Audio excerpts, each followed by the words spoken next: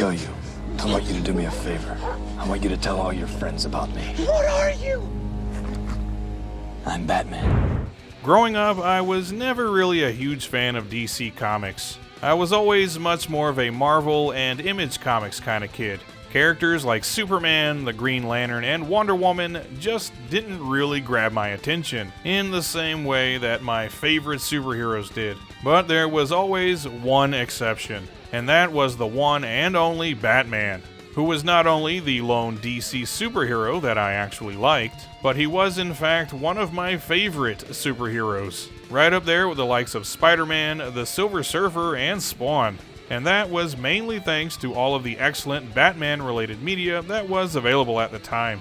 I would of course read Batman comic books every chance that I got, which were typically very well drawn and featured some fascinating characters and story arcs. But what really got me hooked was the film series, the animated series, the toy line, and of course, the video games. Starting in the late 80s, we could count on new Batman games being released on an almost yearly basis, whether they were based on a movie, a TV series, or something completely original. There has been a seemingly never-ending supply of Batman games for almost the past 40 years, actually making Batman one of the most prolific characters in all of video games, appearing in more than 50 of them. So no matter what console you owned, you could always get your Bat fix. But you had to choose wisely, because some Batman games rank right up there with the best ever made. And some of them, well, some of them are probably better off forgotten. So with that in mind, let's take a look at a big bunch of games starring the Dark Knight, and find out which ones are bat-tastic, and which ones will send you straight to Arkham Asylum. So get your utility belts ready. Look, you may need to reach out to some wealthy benefactors for financial backing. Do any of you know billionaire Bruce Wayne? No, none of us do. And he wouldn't want to lend us money anyway, I hear. Let's get started with the many different games based on the 1989 Batman movie directed by Tim Burton, which is still perhaps my favorite of the Batman films. I love the depiction of Gotham City as sort of a mix of a modern metropolis and a gritty 1930s noir-style slum, populated by gangsters, lowlifes, crooked cops, and Billy D. Williams. Thought people would write about it, say, Billy D should be doing it. But, well, that's the way life is. Showbiz, baby. Before the film's release, there was some doubts as to whether or not Michael Keaton could do the character of Batman justice. But in hindsight, he's perhaps the best actor to ever portray the Dark Knight on screen, with a certain understated coolness to his performance, displaying a lot of warmth and likability as Bruce Wayne, but being all business when he's under the mask. On the other hand, there was never any doubt that Jack Nicholson would absolutely crush it as the Joker, playing the character as a psychotic and violent gangster with an artistic flair, while also casting him as the man responsible for the deaths of Batman's parents. Oh, and in the Burton movies, Batman's no-kill rule is out the window.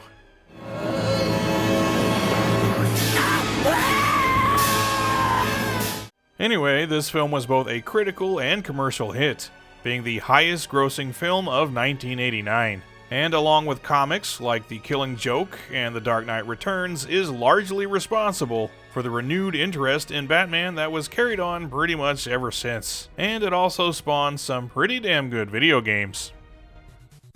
First and foremost is Batman on the NES, which was developed and published by Sunsoft. And it's no hyperbole to say that this is one of the best action platformers on the console. Right up there with games like Ninja Gaiden, Castlevania 3, and the Mega Man series. It actually just might be my favorite of the bunch, if I'm being completely honest, as it's a near-perfect blend of challenge and fun, with graphics and sound that rank right up there with the very best that the console had to offer. As Batman, you have a few different weapons at your disposal for taking out enemies, which include the classic Batarang, a missile launcher, and a triple-disc spread shot. Or failing that, you can always use some good old-fashioned fisticuffs to put down bad guys. All of your weapons have limited uses though, and share a single ammo counter, which can be refilled with power-ups. But of course, your fists are the gift that keep on giving. And aside from beating up baddies, you'll also be doing a lot of platforming. which is aided by Batman's ability to wall jump. And for sure, the most difficult sections of the game are those where you're challenged to navigate around a series of obstacles and pitfalls, which is very tricky and a bit frustrating at first. But once you've mastered the wall jump, it is very satisfying to blaze through these sections while simultaneously kicking some ass. And speaking of, each of the game's 5 stages ends with a boss battle, except for stage 5, which actually has 2 boss battles back to back. And Sunsoft even threw in a few of Batman's more obscure villains to test your skills against, those being Killer Moth, the Electrocutioner, and Firebug. Though once you know their patterns, the bosses in this game are actually rather easy to take down.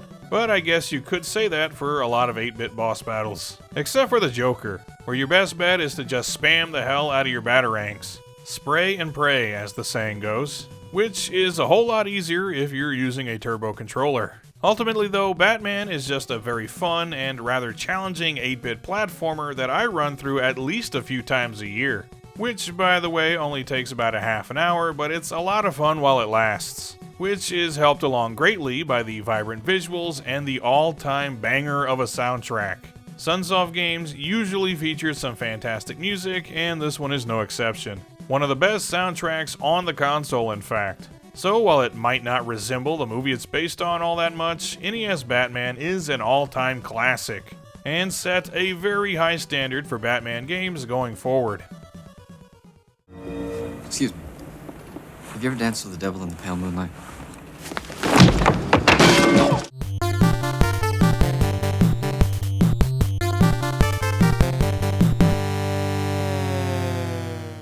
A few months after the NES game, we also got a Game Boy version of Batman, and this is an entirely different game from its console counterpart. Still being an action platformer, but also being purely a shooter, as Batman comes equipped with a pistol that can fire a variety of ammo types. And it's a pretty basic run to the right and kill enemies kinda game. You shoot blocks to reveal power-ups such as batarangs and health replenishes, blast away at bad guys, and there are even a couple of shooter stages where you pilot the Batwing. And these are a nice change of pace from the platforming stages. Because if there's anything you can hold against the NES game, it's that there was no inclusion of the Batmobile or the Batwing, both of which were prominently featured in the movie.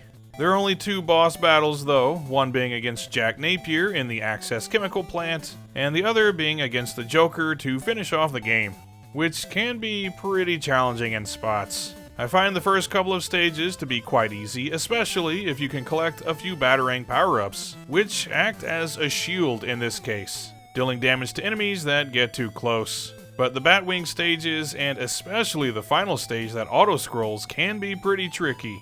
And in the final battle with the Joker, he takes about 1,000,000 hits to go down. But despite the sudden spikes in the difficulty, Game Boy Batman is a solid and fun platformer. Ideal for when you've got a little time on your hands and just want to play something simple. The visuals are okay for a Game Boy game, nothing really to write home about, but I do find Tiny Batman to be very adorable. The soundtrack, on the other hand, is once again fantastic, featuring a lot of catchy, high-energy chiptunes, and even one that gave me some serious Castlevania vibes. Game Boy Batman, you're alright.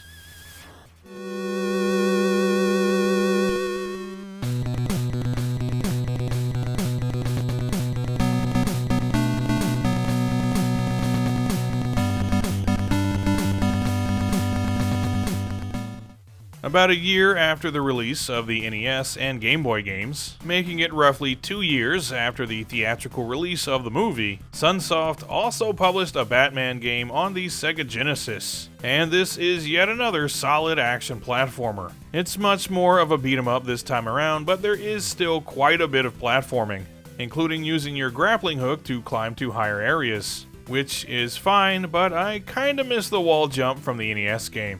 Anyway, this game consists of 5 platforming stages where you beat the hell out of an endless legion of bad guys, and each one concludes with a boss battle. And the secret here is that they're insultingly easy as long as you manage to hang on to some batarangs, which can be thrown clear across the screen and are totally OP, to the point that even the final confrontation with the Joker can hardly be called a boss battle at all. It's over in mere seconds. So this is an instance where some of the stages can give you some trouble, but the bosses are total pushovers. Which I guess that tracks, considering Batman never had much trouble taking these guys out in the movie. Aside from the platforming though, there are also 2 shooting stages, with the first having you take control of the Batmobile, racing through the streets of Gotham, blasting cars off the road, and eventually going one-on-one with a tank, which is a bit of foreshadowing for a Batman game we'd be playing many years later. And in the other shooting stage, you're piloting the Batwing, shooting down helicopters and blasting the Joker's balloons out of the sky. And these 2 are some pretty fun stages, and that applies to the game as a whole. It's not exactly the best action platformer on the Genesis, but it is pretty damn good, and it features some decent visuals for the time. Again, nothing mind-blowing, but this is the 3rd consecutive Sunsoft Batman game to feature an outstanding soundtrack, which comes as no surprise considering it was composed by Naoki Kodaka, who also composed the music for the NES game, as well as a bunch of other classic Sunsoft soundtracks, like Gremlins 2 and Blaster Master. So while I don't hold it in as high a regard as its 8-bit counterpart, Genesis Batman is still a kick-ass game, and I recommend giving it a playthrough if you haven't already.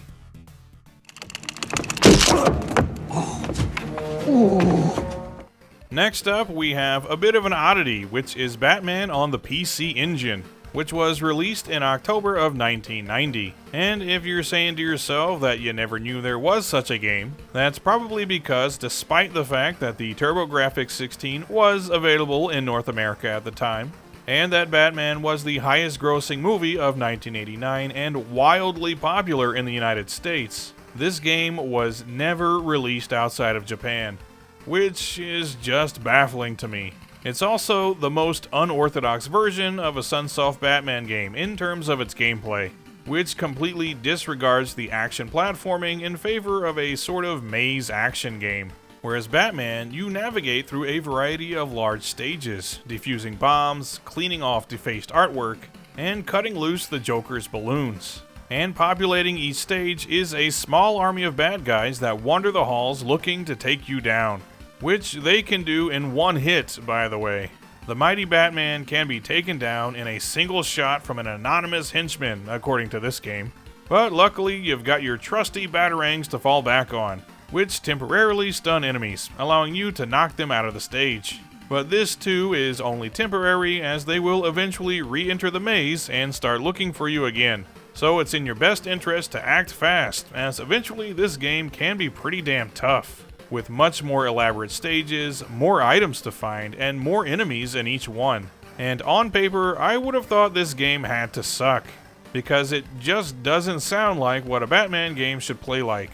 You imagine pretty much any 8 or 16-bit Batman has to be an action platformer in one form or another. But as it turns out, this game is really fun. It's not your typical Batman affair, mind you, but it's a moderately challenging and addictive game that is also by far the longest of any of the games based on the first movie, featuring 48 stages and taking at least a couple of hours to complete. The major drawback though is the lack of any kind of boss encounters, only having one in the final stage. But overall, this is a surprisingly fun game. The visuals, I must admit, aren't so great. Maze games don't usually go for a high level of detail, but much like the Gameboy game, we do at least get a pretty adorable tiny Batman to play with. And if nothing else, this is a fairly colorful game, and generally it's pleasant to look at. And we get yet another awesome soundtrack, which is actually a mix of tracks composed specifically for this game, and some reworked tracks from the NES game, which sound especially good coming from the PC Engine sound chip. All around, this is a pretty solid game, and another one that's worth tracking down if you haven't played it yet.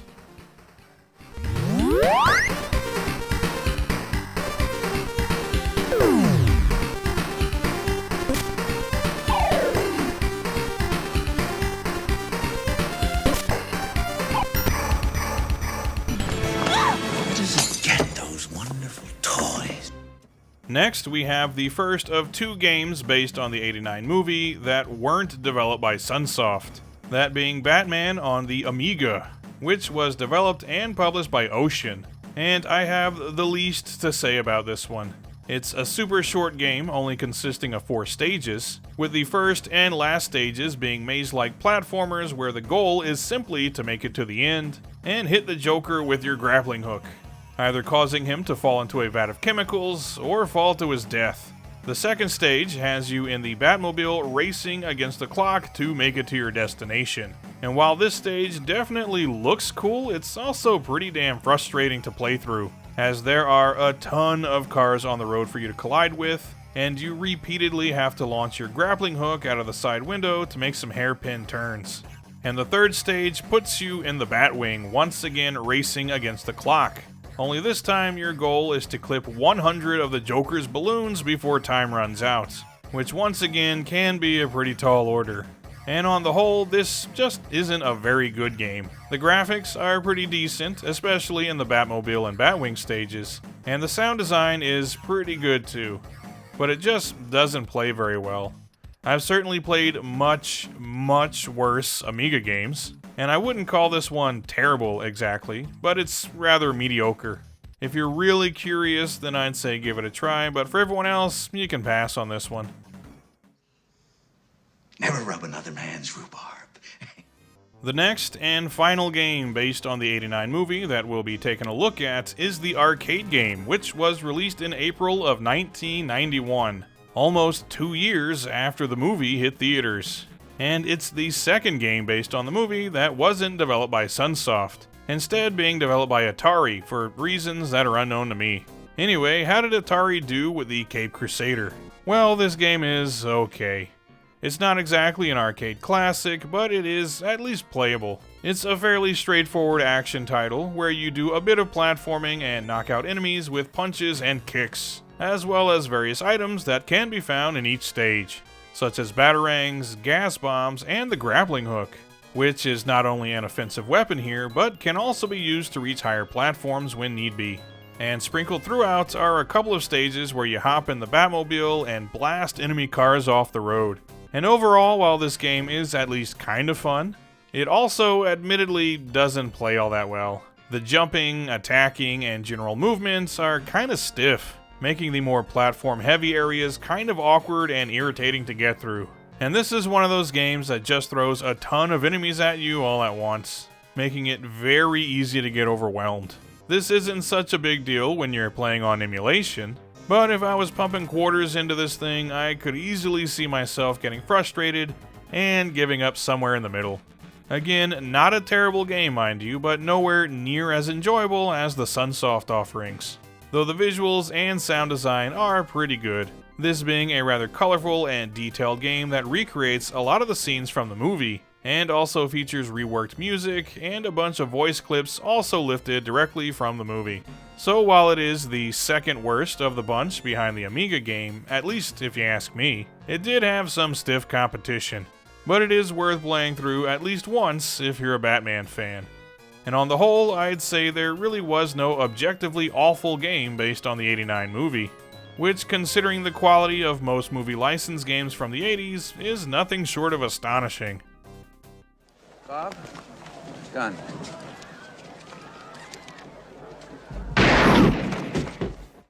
Before moving on, I did want to quickly mention the kind of sequels to Sunsoft's Batman that aren't really sequels, as they have nothing to do with the '89 movie, but those are The Return of the Joker on the NES and Game Boy, and Revenge of the Joker on the Sega Genesis. It's theorized that Sunsoft developed these games rather quickly to make use of the Batman license before they lost it to Konami in 1992.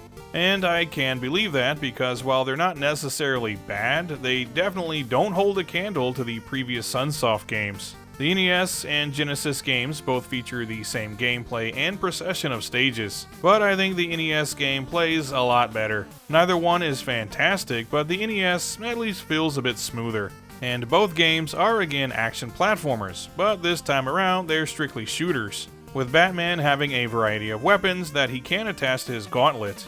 And the biggest issue I have with these games isn't that they're difficult really, but that they're pretty cheap, meaning that the placement of enemies and obstacles are in places that just sort of spring up on you, leaving you with no time to react, and this is something that annoyed me over and over again. But these are otherwise very straightforward games that you can burn through pretty quickly, once you've died enough times to know when and where everything is coming at you from. And at the very least, this game is pretty generous with the power-ups, which is appreciated.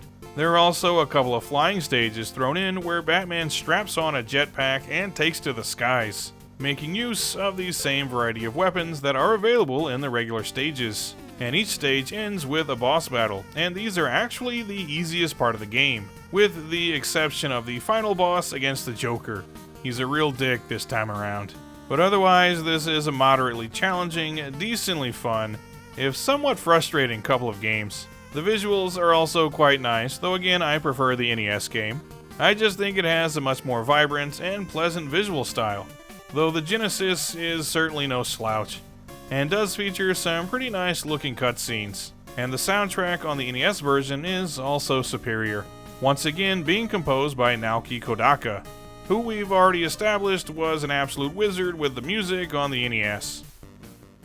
The Game Boy version of Return of the Joker is an entirely different game from its NES counterpart though, having at least a bit more in common with the first game, in that it is another action platformer where you can wall jump and beat up thugs. Unless of course you pick up the Batarang power-up, in which case you hurl those at enemies until they run out, which in some sections is more of a hindrance, as you come up against enemies that can actually block your Batarangs, making me wish you could swap back and forth, but alas, you cannot.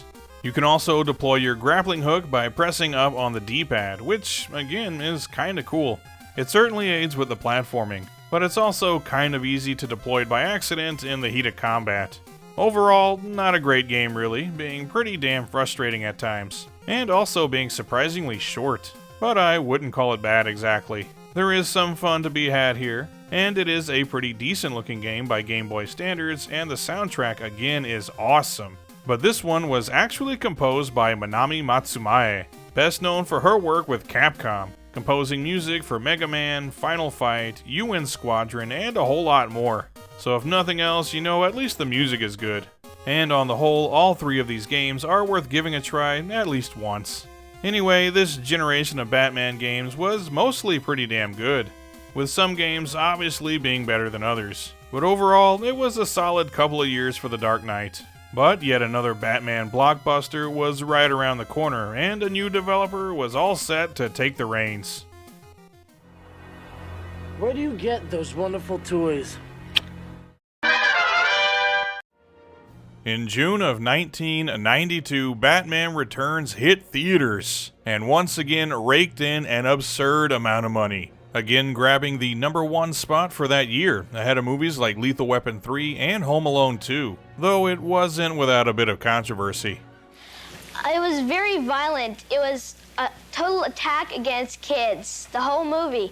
Everything that kids love was being used against them. Like what? Clowns. Despite the fact that it was heavily marketed towards kids with a toy line and even its own Happy Meal tie-in with McDonald's, it was significantly more violent than the previous film, not to mention considerably more bleak and dreary, which is saying a lot as the first movie itself was rather dark in tone. The plot mostly centers around the Penguin, played by Danny DeVito, as he terrorizes Gotham City with his band of criminal circus performers known as the Red Triangle Gang, planning in secret to kidnap all of the firstborn sons of Gotham, drag them down into the sewers, and drown them all in a deep, dark, watery grave. I mean, killing sleeping children, isn't that a little,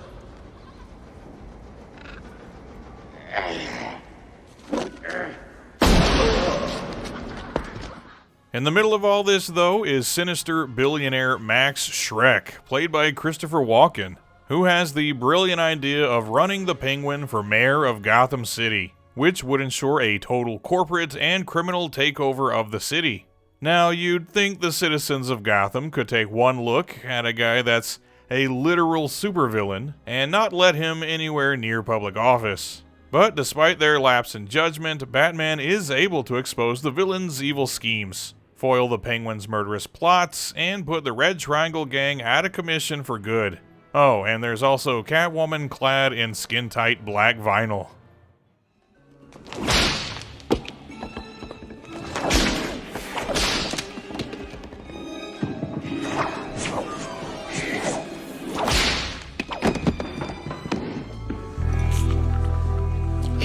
like her. While this movie received a lot of criticism for going way too dark and grim with its tone, I personally love it. We get a top-notch cast, and everyone delivers some fantastic performances. We get another great score from Danny Elfman, and Tim Burton's visual style once again makes for a very striking and memorable Gotham City, which this time around is smack dab in the middle of the holiday season, making Batman Returns one of my personal favorite Christmas movies. And if you don't think it's a Christmas movie, I hope you get the help you so desperately need. Anyway, with another box office success, plenty of video game adaptations were guaranteed. But this time around, Sunsoft wouldn't have a hand in their creation. You don't really think you'll win, do you? Things change. The Batman Returns game that I played the most, and is indeed my personal favorite, is the SNES game, which was released in April of 1993 and was developed and published by Konami. And instead of an action platformer, which is what I'm sure most people expected, they instead delivered a good old-fashioned beat-em-up, which was a genre they'd already demonstrated a mastery of, with games like X-Men, The Simpsons, and of course the TMNT games. Though Batman Returns has a lot more in common with Final Fight than it does with any of those. Each stage is populated with a variety of enemies from the Red Triangle Gang for you to beat into oblivion. You have a standard attack combo that you can perform multiple jumping attacks, a cape spin, and a variety of throws, including slamming enemies into the ground, into the walls, and even grabbing two of them at a time and bashing their heads together, which is supremely satisfying, especially if you're the type that absolutely hates clowns. Aside from that though, you also have unlimited batarangs, which can stun enemies, and a limited supply of test tubes, which act as screen-clearing super bombs. Each stage ends with a boss battle against one of the more high-profile henchmen from the movie, or against Catwoman and the Penguin himself. And aside from the beat-em-up stages, there are also a couple of side-scroller stages, where you're limited to using just your batarang against enemies. And you'll also be relying heavily on your grappling hook to get around pitfalls and obstacles. Finally, there is a Batmobile stage that shows off some sweet Mode 7 visuals, as you fly down the streets of Gotham, taking out bad guys, and ultimately shooting up the Penguin's campaign van. Good stuff. This is an especially good beat-em-up with solid controls and a high fun factor, with the only real drawback being that it's single-player only, when beat-em-ups are obviously always way more fun with a friend. But aside from that, I really have no complaints at all, and I play through this game at least once a year. The visuals are also very good with some big character sprites, detailed backgrounds, and plenty of cutscenes featuring stills from the movie. And the sound design is exceptional, with some very impactful sound effects and music that accurately replicates Danny Elfman's film score. Put all of that together and you've got one hell of a game. And if I was to recommend just one game based on Batman Returns, it would definitely be this one. But that's just the tip of the iceberg, as there were a whole lot more.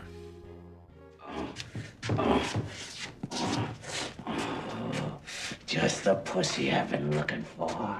For starters, there was the NES game that released just a few months before the SNES, and was also developed and published by Konami. And it's yet another beat-em-up, and if I had to compare it to another one, at least in terms of gameplay, I'd say it feels most like TMNT The Manhattan Project. You have an attack and jump button, and you can do all of the things you'd expect from a beat-em-up like this. So you have your standard combo and diving kick, plus you can also perform a slide kick, attack high-up enemies with your grappling hook, and block attacks from weaker enemies. You also have a limited supply of items, most notably the Batarang, which can be thrown clear across the screen and deals a good bit of damage, making it especially useful against bosses. You don't have lives necessarily, but instead you can pick up health packs that immediately refill your health as soon as it's depleted. So they work more or less the same as extra lives, except that there's never a break in the action, which is appreciated.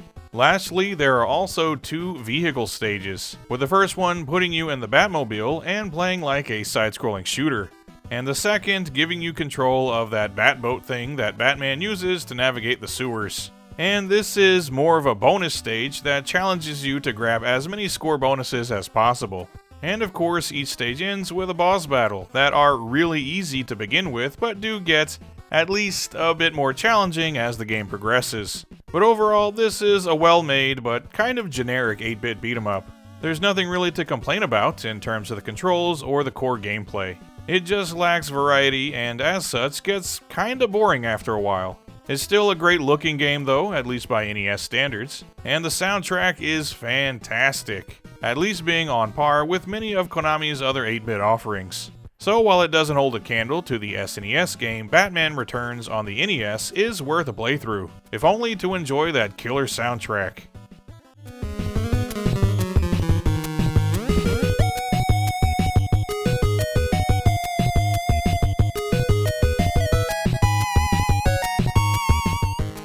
I must say, damn good stuff, sir.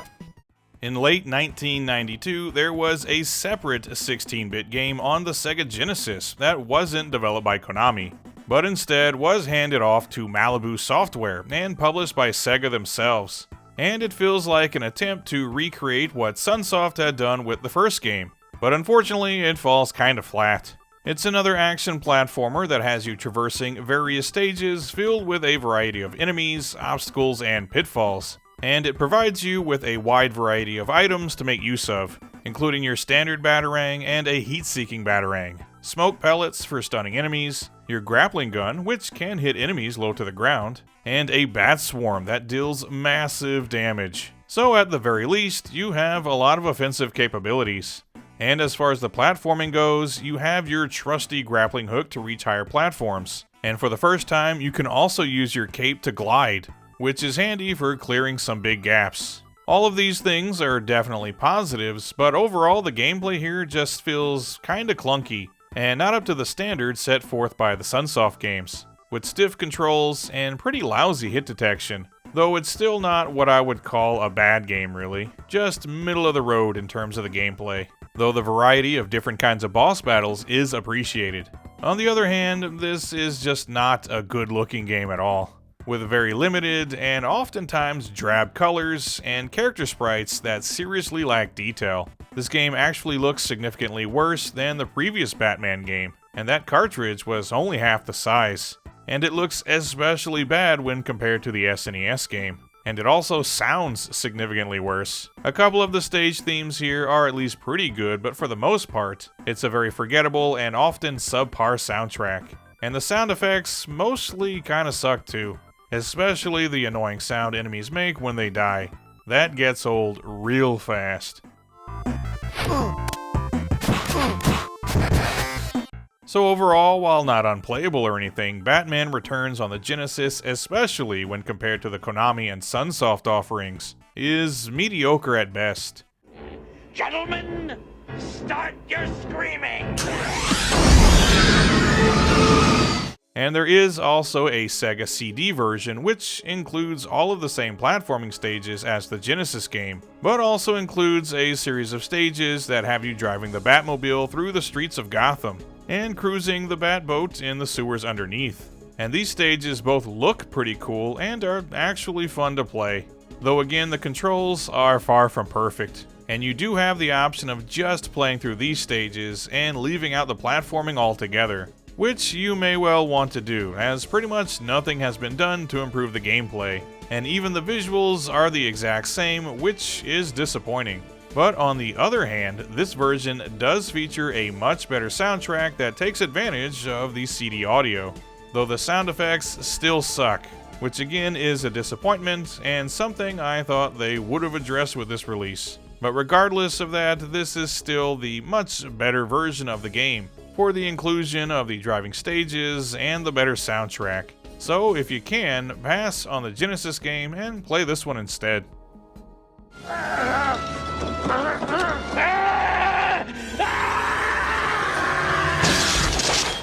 Around the same time as the Genesis game, there was also a Batman Returns game released for the Sega Master System and Game Gear, and it's an entirely different game from its 16-bit counterpart. And I honestly think I prefer this game. It was developed and published by Sega, and the gameplay, while also flawed in some ways, is more fun than the Genesis game. At least if you ask me. It's a fairly straightforward action platformer where your primary attack is with your Batarang. And you might be disappointed that's your only attack, but you can actually adjust it in the pause menu to either have a long range but low damage Batarang, short range but high damage, or right in the middle of the road. Plus, you can also use your grappling hook to damage enemies in addition to being a platforming tool. And perhaps coolest of all, you do have the option of calling in either the Batmobile or the boat to perform a screen-clearing super attack.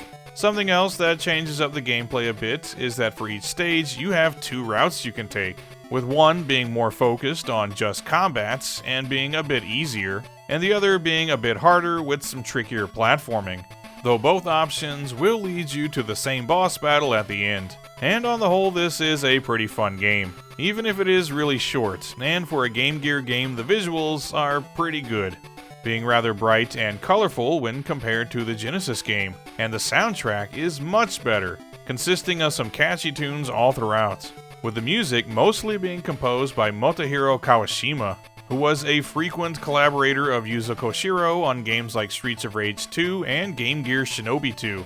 So while it's not exactly perfect, Batman Returns on the Game Gear features some decent visuals, good sound design, and solid gameplay. Definitely worth a look if you're a fan of Sega's 8-bit handheld. I don't know what you want, but I know I can get it for you. With a minimum of fuss. Money. Jewels. A very big ball of string. Now we come to the first real dog turd of a game for this video, and that's Batman Returns for the Atari Lynx, which was developed and published by Atari themselves, and released in June of 1992 to coincide with the theatrical release of the movie. And apparently Atari was pretty proud of this game, because at one point it was bundled with the console. So either they thought this was a real system seller, or they just had a shit ton of copies that they needed to get rid of. Which is also very believable, as this game is just no fun to play. Essentially, all you do is walk to the right and punch enemies or throw items at them, until you get to the end of the stage and fight a bog standard boss battle. There's a bit of platforming sprinkled in, but essentially that's all you do. Just walk to the right, and it's boring and not fun at all. Plus, at only 4 stages, this game is mercifully very short. Also, the graphics kinda suck, but it's a Lynx game, so I'll cut it some slack. But the sound design is just plain horrible, featuring exactly one song that loops over and over again in all 4 stages, which is kinda mind-boggling to me that someone with decision-making power at Atari was okay with that. It's such a Bush League cheap thing to do. Anyway, in all aspects, this game sucks something awful. If you want to play a handheld Batman Returns game, stick to the Game Gear. Still, could be worse. My nose could be gushing blood. Your nose could be...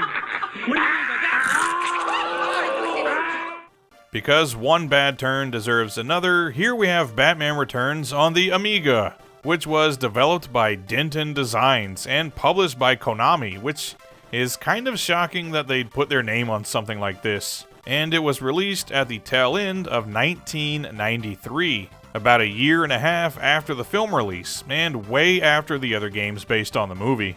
And while I don't think it's quite as bad as the Lynx game, only because it features some at least okay music and doesn't look offensively bad, at least by the standards of the Amiga games I played anyway. Because make no mistake, this game does not play well at all. It's essentially a beat-em-up platformer hybrid, and it fails miserably in both regards. Your movement is stiff, your actions are delayed, and the hit detection is oftentimes just laughable, making for a game that's similar to the Lynx I never would have played if I wasn't making a Batman video. And apparently there was also a version planned for the Atari ST and even the Commodore 64, which I can only imagine would have been even worse than this steaming pile. My advice, avoid this game like a bat with rabies. I was their #1 son, and they treated me like #2. The last game we'll take a look at before moving on is definitely the most unusual of the bunch, and that's Batman Returns on the PC. which was developed by Park Place and released in December of 1992. And unlike every other game based on the movie, which were all action games in one form or another, this is a fairly traditional point-and-click adventure that focuses almost entirely on detective work as opposed to fighting. Though there is a bit of that too, but honestly, you don't have much control over it. When you encounter an enemy, the fight just sort of plays out in front of you, until you choose the appropriate item needed to put the enemy down, which makes some of them available to interrogate, which can point you in the right direction of where you'll need to go next. But for the most part, you'll be visiting various locations dotted around the city, talking to NPCs and searching for clues, which you can then bring back to the Batcave for further analysis, with the ultimate goal of exposing the Penguin's evil plot. Though this game is admittedly very loose on story, seemingly much more interested in just being a more general Batman detective story, but being obligated to include elements from the movie, which the lead designer apparently didn't even like. The result is an interesting game as far as point and clicks go. It's not exactly my favorite genre, but I've definitely played worse than this. And at the very least, I can say that this is a very good looking game by 1992 standards, with plenty of very detailed environments to explore and some pretty decent animations as well. And the soundtrack does at least a decent job of replicating the film score. So if you're a point-and-click fan, I can recommend playing this one either through DOSBox or some other means. It's pretty cool. But for me, nothing beats the SNES game, which I think is definitely the best game based on Batman Returns, while the title of Worst is shared between the Lynx and Amiga games, which at this point were the worst Batman games period. Could things possibly get any worse than that though? I don't know, but my gut says maybe.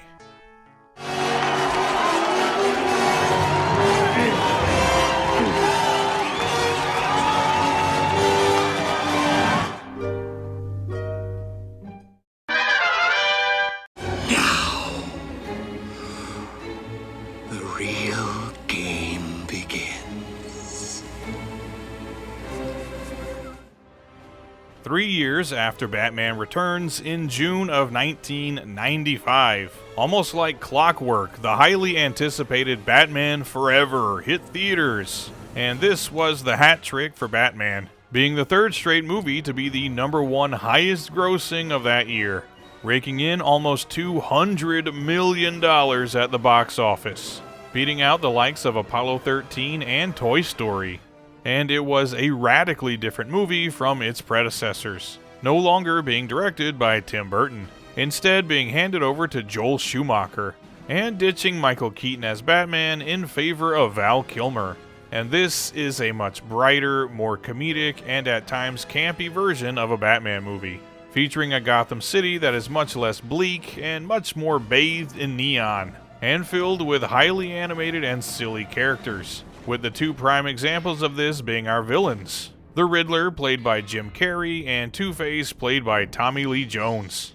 And while I do enjoy Jim Carrey's performance, which is appropriate considering there is a more light-hearted and comedic tone to this film when compared to the first two, and that the Riddler is himself a character that delights in antagonizing and insulting Batman as his intellectual inferior.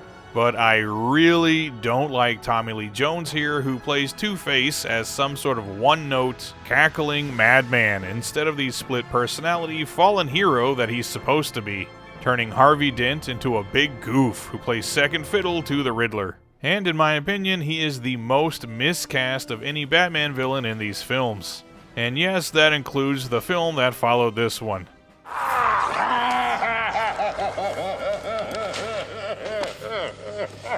That's just what I said. As far as Val Kilmer is concerned, he's incredibly boring as both Bruce Wayne and Batman. But Chris O'Donnell, on the other hand, actually makes for a decent Robin. Anyway, while this is indeed a flawed movie, it is at the very least entertaining, in a turn-your-brain-off sort of way. And again, it spawned a handful of video games, but nowhere near as many as the previous two movies. Was that over the top? I can never tell. Without a doubt, the most infamous Batman Forever game is the one that was released for both the SNES and the Sega Genesis in 1995. which was developed by Probe Entertainment and published by Acclaim. And this is a game that has been reviewed to death on YouTube, so I won't dwell on it too much. But I will say that I think Probe's heart was in the right place, and they at least tried to implement some cool ideas. But the execution was way off.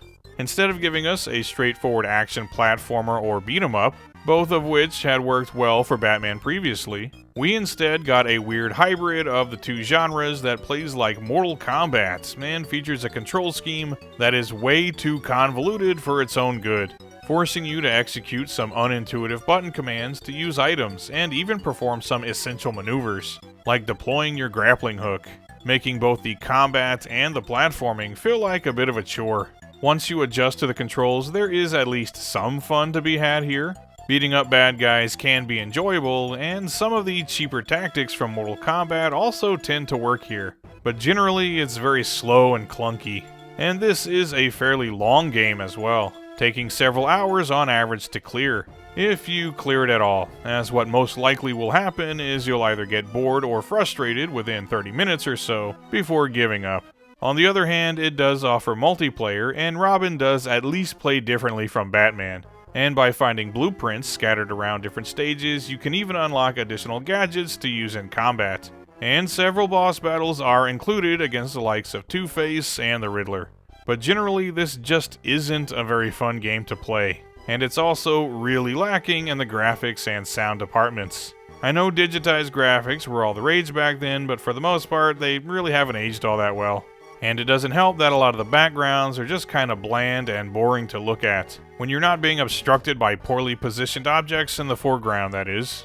And the sound design is also abysmal, with some really underwhelming music and weak sound effects. I'm sure none of this is information that you didn't already know, but when talking about the worst Batman games, this is one that's always going to be included on that list. By the way, that's never going to heal if you don't stop picking. Now, there is also a Game Boy port of Batman Forever, which I really would have preferred not to play. But for the sake of being thorough, I decided to give it a shot, as I'd never actually played it before, but just assumed it would be a much worse looking, sounding, and playing version of the SNES game. And yep, that's pretty much what it is. It's still a platformer beat-em-up hybrid with Mortal Kombat style controls. But now you have even less buttons to work with, uglier visuals to look at, and more ear-splitting music to listen to. But on the bright side, it's considerably shorter than its 16-bit counterpart, which again doesn't really matter, as most people would probably shut this game off after the first stage anyway. Another big bat turd with the Batman Forever logo stamped right on top of it. This is your captain speaking. Please return to your seats. We will be experiencing turbulence.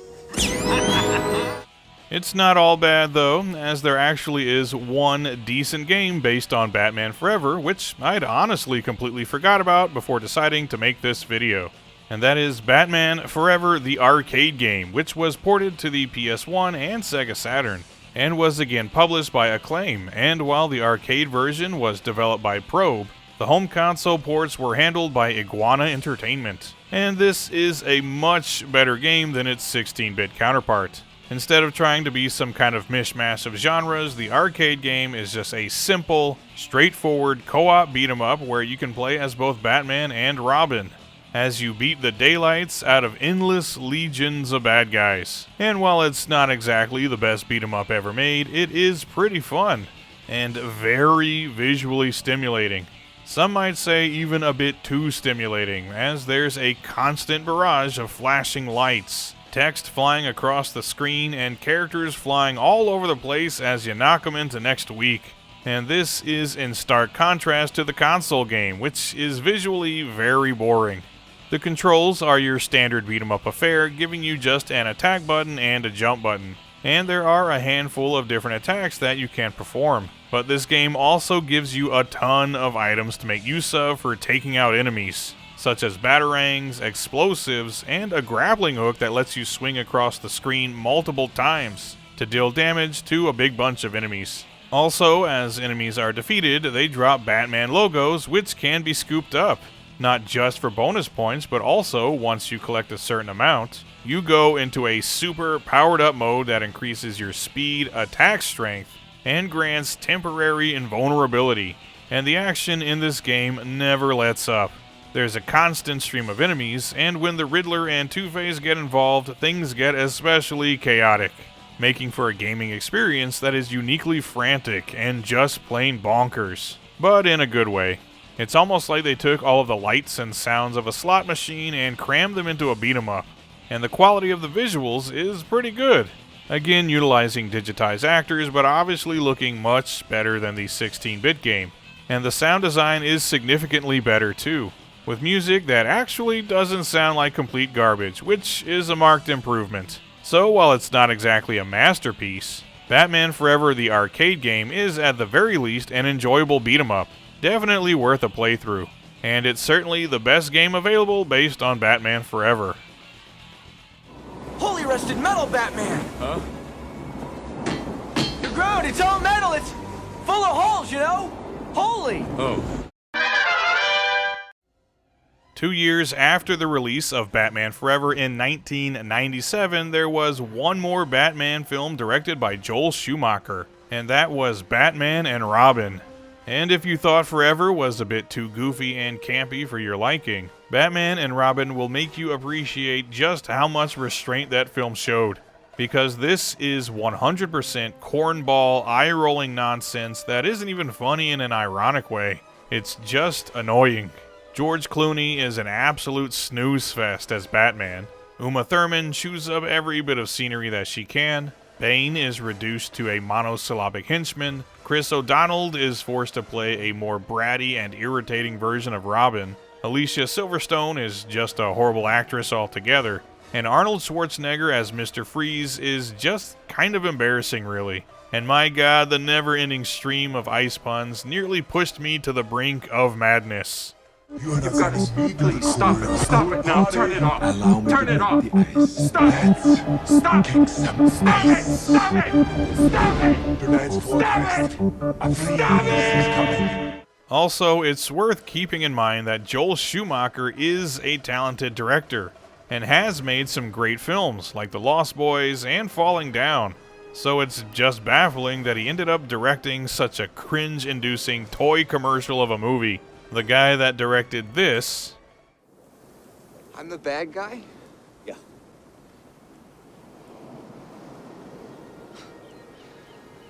How'd that happen? also directed this. $7 million. Never leave the cave without it. Anyway, critics and fans both agreed that this movie was a giant pile of bad shit. And it was the first Batman film not to take the #1 box office spot in the year of its release. Instead, coming in at number 9 behind movies like Face Off, Titanic, and Men in Black. And I guess the extreme negative response to the movie is why there was only one video game adaptation made based on it. And that's Batman and Robin on the PlayStation. And much like the movie it's based on, this is a pretty shabby game, all things considered. It's yet another Batman game developed by Probe and published by Acclaim. And it's a big deviation from all of the Batman games that came before it, being a fully 3D action-adventure game that lets you drive through the streets of Gotham City, responding to crimes, collecting evidence, and fighting the villains and their henchmen from the movie.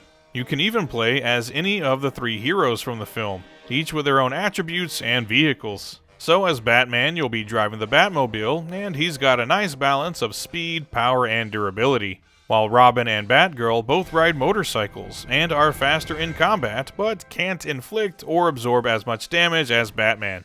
And eventually, when the city is frozen by Mr. Freeze, all of the characters' outfits and vehicles change accordingly. All of this, on paper, doesn't sound too bad, but in execution, this game really just isn't very fun to play.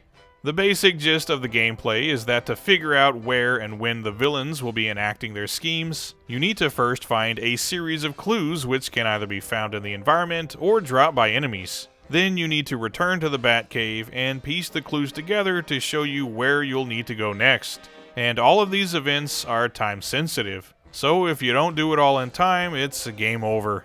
And if you arrive at a location early, you have the option to jump ahead in time to get to the actual meat of the gameplay, which are the platforming and beat-em-up segments. And there's no way to sugarcoat it, this game controls like absolute ass.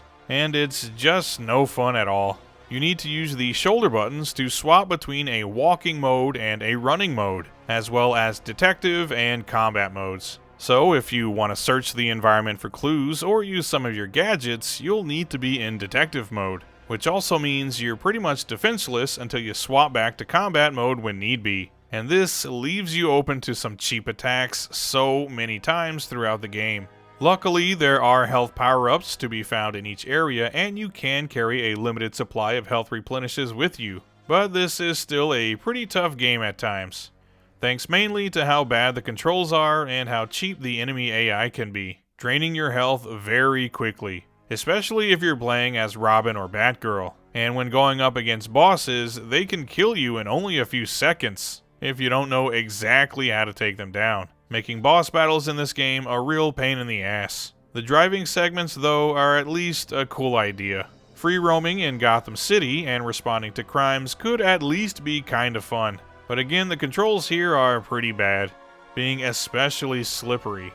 And despite having a mini-map to consult, navigation can be kinda tricky, and it only gets worse when you're under assault by enemies. Each of your vehicles does come equipped with machine guns, but using them drains your energy, which just plain sucks. And the vehicles you use when the city is frozen are absolutely flimsy garbage, being knocked all over the road when even the slightest contact is made with an enemy. So overall, the gameplay here is pretty abysmal.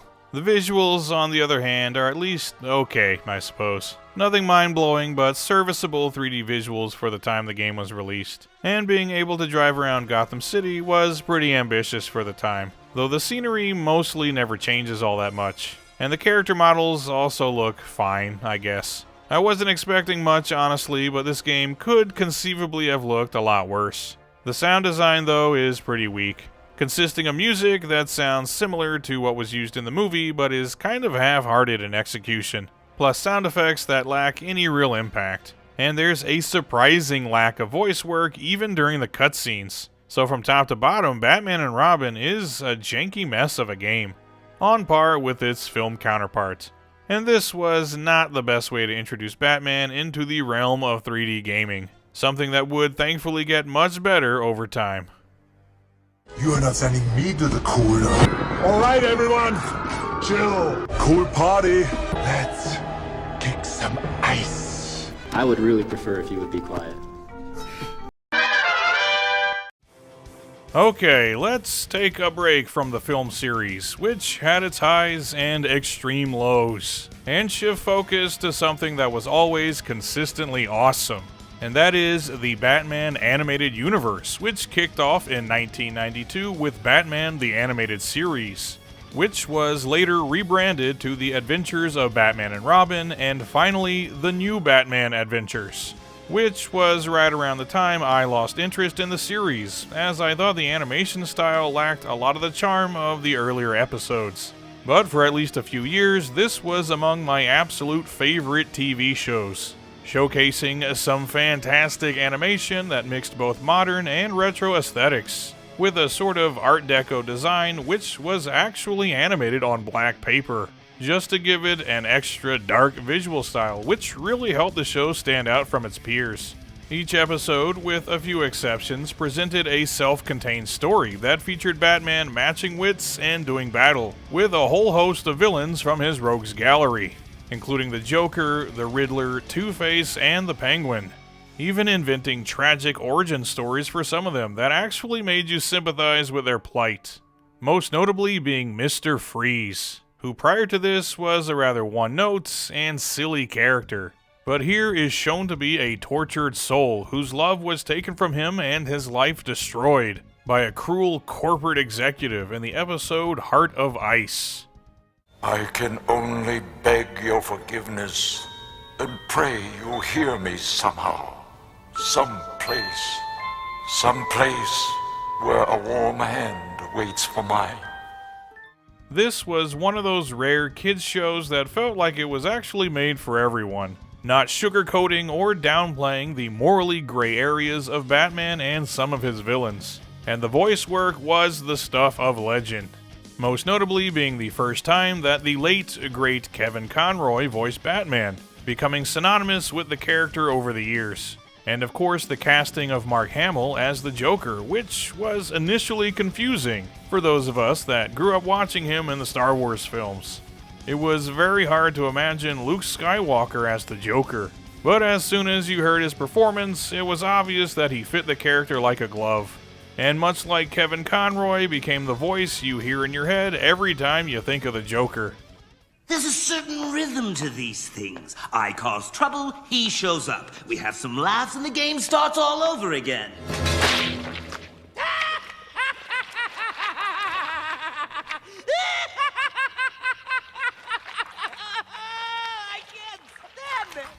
So this was a fantastic series, one of the better superhero TV shows ever made, in fact.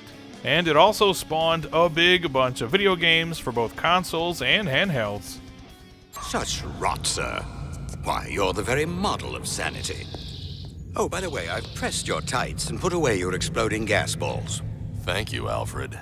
We'll get started with my personal favorite of the bunch, which is The Adventures of Batman and Robin on the Sega Genesis, which is actually one of my favorite games on the console. Though I'm aware that some people actually hate this game, primarily because 1, it's really damn difficult, and 2, it can be argued that it doesn't really feel like a Batman game, which are indeed some fair criticisms. But I don't really mind either of them because I think this game is fun as hell, while also looking and sounding great. The basic gist is that this is essentially a high-intensity run-and-gun that you can play either solo or co-op, and each section of the game has you pursuing one of Batman's arch-villains, including the Joker, Two-Face, and a final confrontation with Mr. Freeze. And yes, this game is quite difficult as it throws a ton of enemies at you all at once pretty much all the time. And on top of that, there's no save feature or password system. The only thing you can do to make things a little easier on you is give yourself a few additional lives. But other than that, the only way to beat this one is to just do it. Though there is a level skip code if you want to pick up where you left off, or take another run at a stage that's especially tricky. As for firepower, you can utilize a few different weapons that change depending on what color bat symbols you pick up. And repeatedly picking up the same color increases the power of your attack, which is crucial for progression, as you really do want to take enemies out as quickly as possible. And occasionally a skull icon will appear which clears the screen of enemies when you touch it. There's also the odd health pickup here and there, and once in a blue moon the game does kick you an extra life. And when enemies get a little too close for comfort, you automatically perform a melee attack like a punch or a headbutt. Another extremely useful move is your flying kick, which you perform by doing a double jump. And aside from the run and gun stages, there's also a series of stages in the Batwing that play like a horizontally scrolling shoot 'em up, and a similar stage where you're flying with a jetpack. But for the vast majority of the game, you'll be running full steam ahead, taking out bad guys left and right, dodging projectiles, and grabbing as many power-ups as you can get your hands on. And each section is topped off with a boss battle against one of the aforementioned supervillains. And these can get pretty intense, as they certainly don't pull any punches. It's definitely a tough game, maybe a bit too tough for some people, but it's a hell of a lot of fun. And you can't deny that for a Genesis game, The Adventures of Batman and Robin looks pretty damn good. There's plenty of sprite scaling, elaborate scrolling backgrounds, and quasi 3D visuals all throughout. And even though the look of the show isn't exactly captured here, it's still a rather impressive visual showcase. Though at times there's so much action on screen that it's really difficult to take the time to appreciate all of the little visual details. But generally speaking, this game looks amazing. And it sounds great too, though again a criticism is that the music used here sounds like nothing you'd expect from a game based on this series. And again, that's true. But I love the soundtrack anyway. It features a much more high-energy, almost techno sound that is more in line with Contra Hardcore than Batman. But when the action is this intense, some energetic music is greatly appreciated, and I like it a lot. So while opinions vary, I for one am a big fan of this game. In fact, I think it's my favorite of the 16-bit Batman games. just edging out Batman Returns on the SNES, but it certainly had some stiff competition.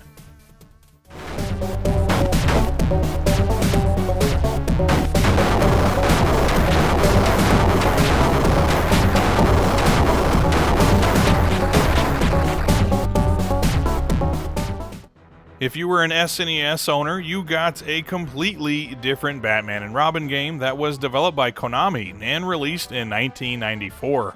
And this is most people's go-to game when they want some 16-bit Batman action. And for good reason, as it does a great job of recreating the look, sound, and action of the source material. Which, in hindsight, I guess makes it a better Batman game than its Genesis counterpart, even if I do prefer that game overall. Instead of a run and gun, this game is essentially an action platformer beat-em-up hybrid, with some light puzzle elements thrown in here and there. In most stages, you'll be beating up enemies, wall jumping, and using your bat claw to avoid obstacles and pitfalls, and taking on boss battles to wrap things up.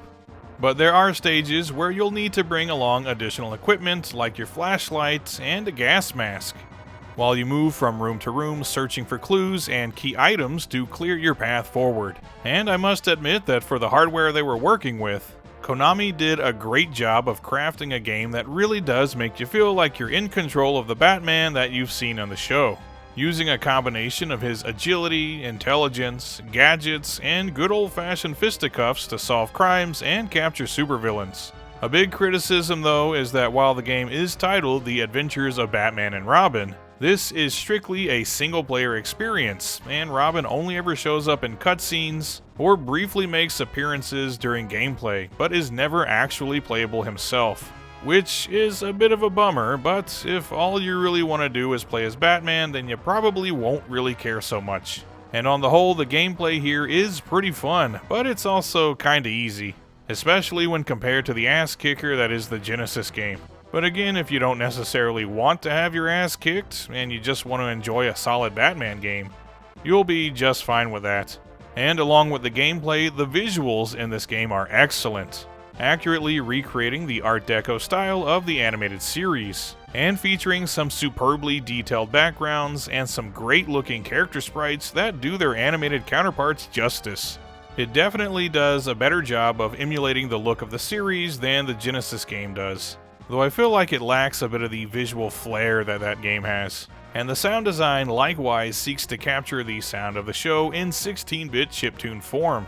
And again, Konami did a great job, utilizing both music from the series itself, including the iconic theme song, while also including a few original tracks that are very Batman appropriate, much the same way they did with Batman Returns. So while I prefer the Genesis game overall for its intense gameplay, flashy visuals, and energetic music, the SNES game is definitely a much better choice for people who want to play a game that's more faithful to the source material. But either way, you're in for a good time. But this is just the tip of the iceberg for games based on the animated series.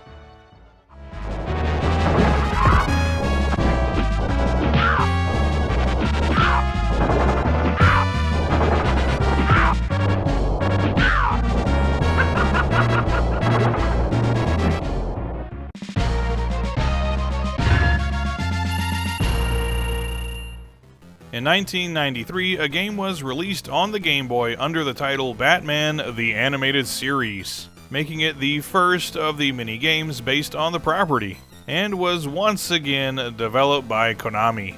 And this time around, we get a fairly simple and straightforward action platformer, where you play as Batman beating up bad guys and using his bat claw to maneuver around stages, on his way to, you guessed it, boss battles with the likes of the Joker, the Riddler, Poison Ivy, and a couple of others.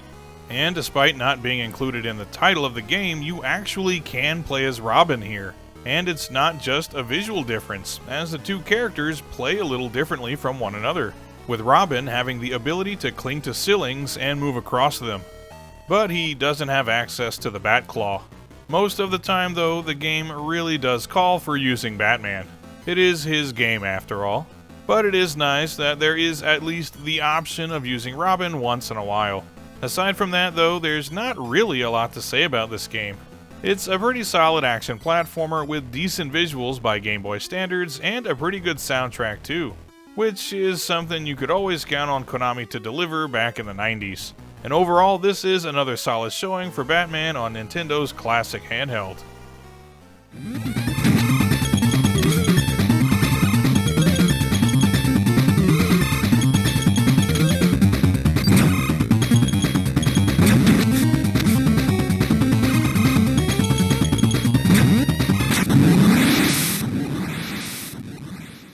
On the other end of the handheld spectrum is The Adventures of Batman and Robin on the Game Gear, which, much like the Game Boy game, is a fairly straightforward action platformer.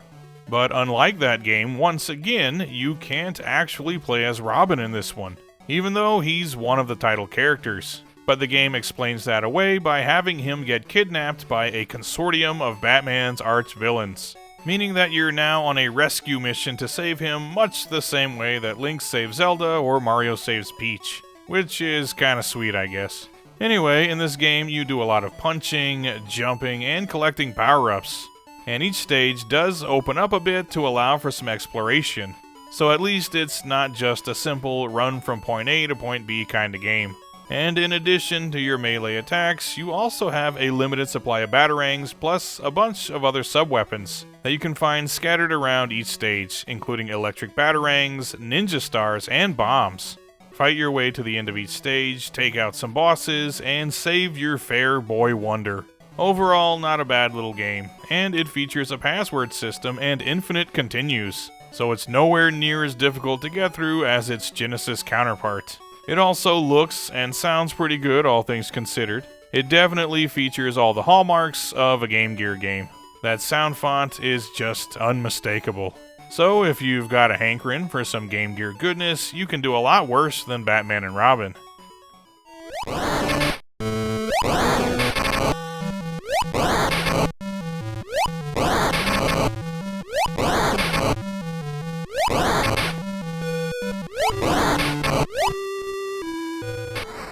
In 1995, right around the same time as the Genesis game, The Adventures of Batman and Robin was released on the Sega CD, and it was also developed by Clockwork Tortoise, the same developer as the Genesis and Game Gear games. But in terms of gameplay, this one couldn't be any more different from those, because this time around what we get is a game that, with the exception of the final handful of stages, takes place entirely in the Batmobile, with most of the stages having you racing against the clock in an effort to catch whatever villain it is that you're pursuing. And when you finally have them in your sights, it's time to blast them off the road.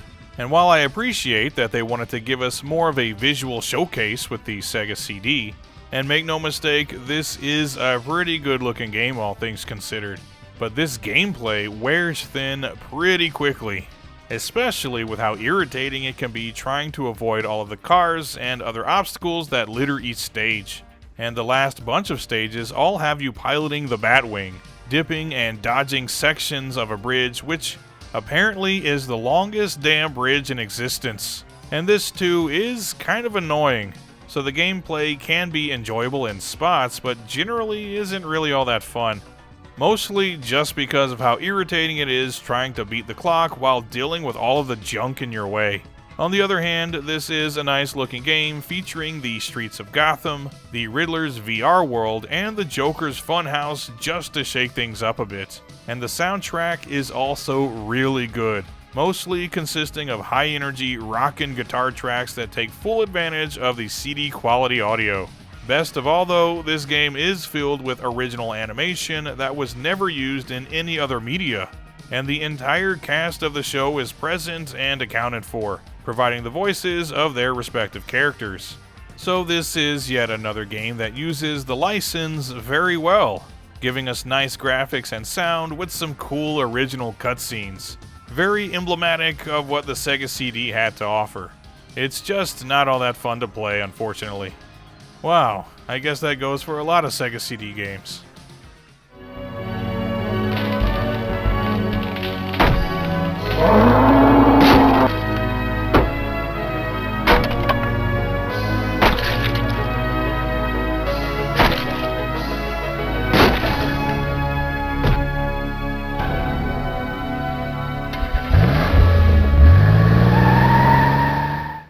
Next up is an interesting little PC game from 1996 called The Adventures of Batman and Robin Activity Center, which, as the name implies, includes a series of minigames and activities to enjoy, some of which lead to the capture of various villains from Batman's Rogues Gallery. And this was clearly a game intended for a much younger audience, kind of in the same vein as Math Blasters or something like that. So the activities include things like solving simple word puzzles, navigating Batman through a series of mazes, completing a color mixing puzzle with Robin, or playing a card matching game with Joker, a la the bonus levels from Super Mario Bros. 3. The visuals and animation are for the most part pretty good, and the cast of the show do provide the voices for their respective characters. But unless you're 8 years old, this game doesn't really have much to offer you in terms of gameplay. Still a pretty cool little piece of Batman gaming history, and a game I'm sure I would have loved as a kid. Ooh, you're a riot! No one makes a fool of me! These cards must be marked! Criminals are a superstitious, cowardly lot. Next, we're going to jump ahead a few years to 2000 and the Game Boy Color, with a game called Batman Chaos in Gotham, which is based on the new Batman Adventures, which itself is still a continuation of Batman the Animated Series and the Adventures of Batman and Robin, though the animation still received a bit of a change, which, as I said earlier, I really didn't care for, though most of the original voice cast is still present and the general vibe of the series remains intact. Anyway, this is yet another Batman side-scrolling action platformer, and it's another that's pretty good. As Batman, you have all of the abilities that you might expect from a game like this, except that you have one move in particular, that being the shoulder charge, that makes combat with regular enemies a breeze. Almost to the point where it kind of feels like cheating. But you know the drill. Beat up some bad guys, do some platforming here and there, and take down a handful of supervillains. One thing I was excited about though was the fact that at the start of the game, we're shown the entire Bat family, which includes Robin, Nightwing, and Batgirl. And I was hoping that there would at least be stages where you got to play as all of them, but instead you only get to play as Batgirl, in a series of stages where you track down Poison Ivy.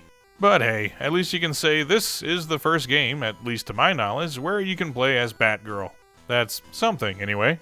Aside from the platforming stages, there are also a few stages where Batman straps on a glider and takes to the skies, dodging obstacles and eventually shooting down Harley Quinn, who's flying through the air straddling a big ol' rocket, presumably belonging to her one and only Mr. J.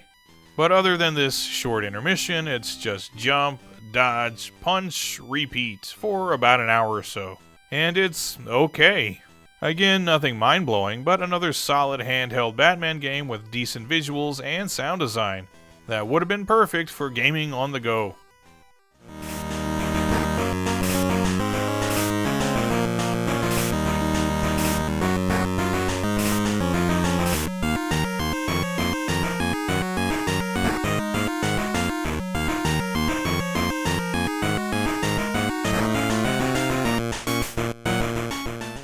Last up for this segment of the video, I've saved what is probably the worst of the bunch, and that's Batman Gotham City Racer on the PS1 from 2001. And with a title like that, you might think it's a game that features various Batman characters, you know, racing each other. Maybe in a Mario Kart or Crash Team Racing kinda scenario. But actually, the word racing is being used very liberally here, as for the most part, there aren't really any races, so to speak. Unless you count racing against the clock, as that's what most of this game entails. You're in a big section of Gotham City, and you have to follow the arrow to your destination, and make it there before time runs out. You sometimes need to beat another character to the end, but usually, it's just a race against time. And every so often, you actually get to engage in a bit of combat by shooting various villains off of the road. You're usually in the Batmobile, but you do sometimes get to play as other characters. But generally speaking, this game is a bit of a nightmare to play, thanks almost entirely to just how damn slippery the controls are. The first time I played this game, I could barely keep the Batmobile on the road, let alone clear any of the missions. It's one of those games that you really have to wrap your head around how shitty the controls are and sort of rewire your brain to compensate. So what you're seeing here is the best case scenario. And I still had a hell of a time just not flying off the road every 2 seconds. So the gameplay, in a word, sucks. And it's really frustrating and just no fun to play. On top of which, the graphics are about as bland and soulless as they come. Oftentimes, almost looking like the visuals weren't even finished. And speaking of, there's also no music during gameplay, which is baffling, and as you might imagine, makes the experience of playing this game just that much more tedious. The only positive thing I can say about this game is that it features quite a lot of cutscenes to pad it out, and they're all lifted directly from the show. So if you can stomach playing this game for more than 5 minutes, at least there's something here that you might find entertaining. Of course, if that's the case, you might as well just watch the show, and forget about this bat turd entirely. And here I thought that from here on out, this was as bad as things would get. But never underestimate the power of poor game design.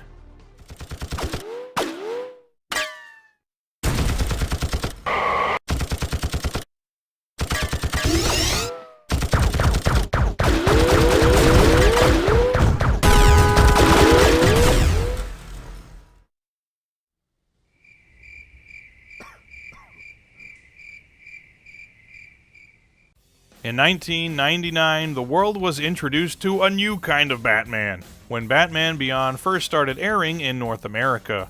And this is a series that I never actually watched as a kid, but I gave it a shot while working on this video, and it's pretty damn good. It's a sequel series to the original animated series, and is set in the distant future of 2039, when an elderly Bruce Wayne has long since hung up his utility belt. And in the interim, Gotham City has transformed into a cyberpunk-esque dystopia that is still plagued by epidemic levels of crime. When a wayward teenager named Terry McGinnis accidentally stumbles upon the Batcave and discovers that Bruce Wayne was in fact the legendary Batman, he pleads with Bruce to allow him to take up the mantle of the Dark Knight and become the new high-tech version of Batman that Gotham City so desperately needs. With Bruce's training and a new and improved Batsuit, Terry becomes the titular Batman Beyond, surveilling the streets of Gotham and bringing criminal scum to swift justice, some of whom are reimagined versions of Batman's classic villains, as well as a whole new lineup created just for the show. And while it's not nearly as celebrated as the original animated series, Beyond was a critical success at the time and still has a cult following today, featuring some great animation, engaging stories, and again a stellar voice cast. It ran for 3 seasons before getting the axe in late 2001, but has since had numerous comic book adaptations that continue to explore its high-tech and somewhat grim vision of a possible future for Gotham City. Terry, there's something hot in that room. No kidding. Such a cool premise practically demands to have some video games made, and you'd hope they'd be every bit as awesome as some of the games based on the previous Batman animated outings. But you would be sorely disappointed, because when it comes to Batman Beyond, we got nothing but garbage. In 2000, there was a Batman Beyond animated film called Return of the Joker, which, as you might imagine, features a long-presumed dead Joker making his glorious return to Gotham and enacting yet another evil scheme which has to be thwarted by the combined efforts of Bruce Wayne and Terry McGinnis. And this too, like the series, is a pretty solid film, and it's rated PG-13, so we get quite a lot more in the way of violence than we ever could from the TV show. And it's this film that was the inspiration for the one and only Batman Beyond video game, Return of the Joker from 2000, which was released on the PS1, N64, and the Game Boy Color. It was published by Ubisoft and developed by Kimco, which was already kind of a bad sign as they mostly had developed mediocre to just plain bad games prior to this, which isn't really what you want for a Batman game. And in this case, what we got is a bare bones and ultimately very boring beat-em-up. And a word that kept coming up in my mind while playing it is cheap. It just has this feel of a game that didn't have much money or development time behind it. And the end result is something extremely basic. If you've ever played any beat-em-ups, then you know how this works. In each stage, there are a bunch of bad guys for you to beat up on your way to a boss. And with this being Batman Beyond, you'd expect to be flying around with rocket boots and using some cool gadgets in addition to good old-fashioned fisticuffs. But instead, you're pretty much grounded in this game, and you only have very basic punch and kick combos to make use of. You can find a couple of items to use in combat, but the core gameplay never changes. Just walk forward and laboriously beat up the same handful of enemies over and over again. You're also tasked with finding keys to open your path forward, but there's no real trick to finding them. And they're typically right in the vicinity of where you need to use them anyway, so they might as well not even be included. The boss battles are also more of the same. A handful of villains from the series make appearances, but there's not much strategy to taking them down. And adding to the feeling of cheapness is the lack of proper cutscenes and voiceovers. At least on the PS1, you'd expect a little bit of FMV, but here all you get are stills with text underneath, which could have just as easily been accomplished on a 16-bit console, let alone 32 or even 64 bits. The visuals generally aren't too bad, but the art direction is really basic and boring, just like the gameplay, and the sound design doesn't fare much better.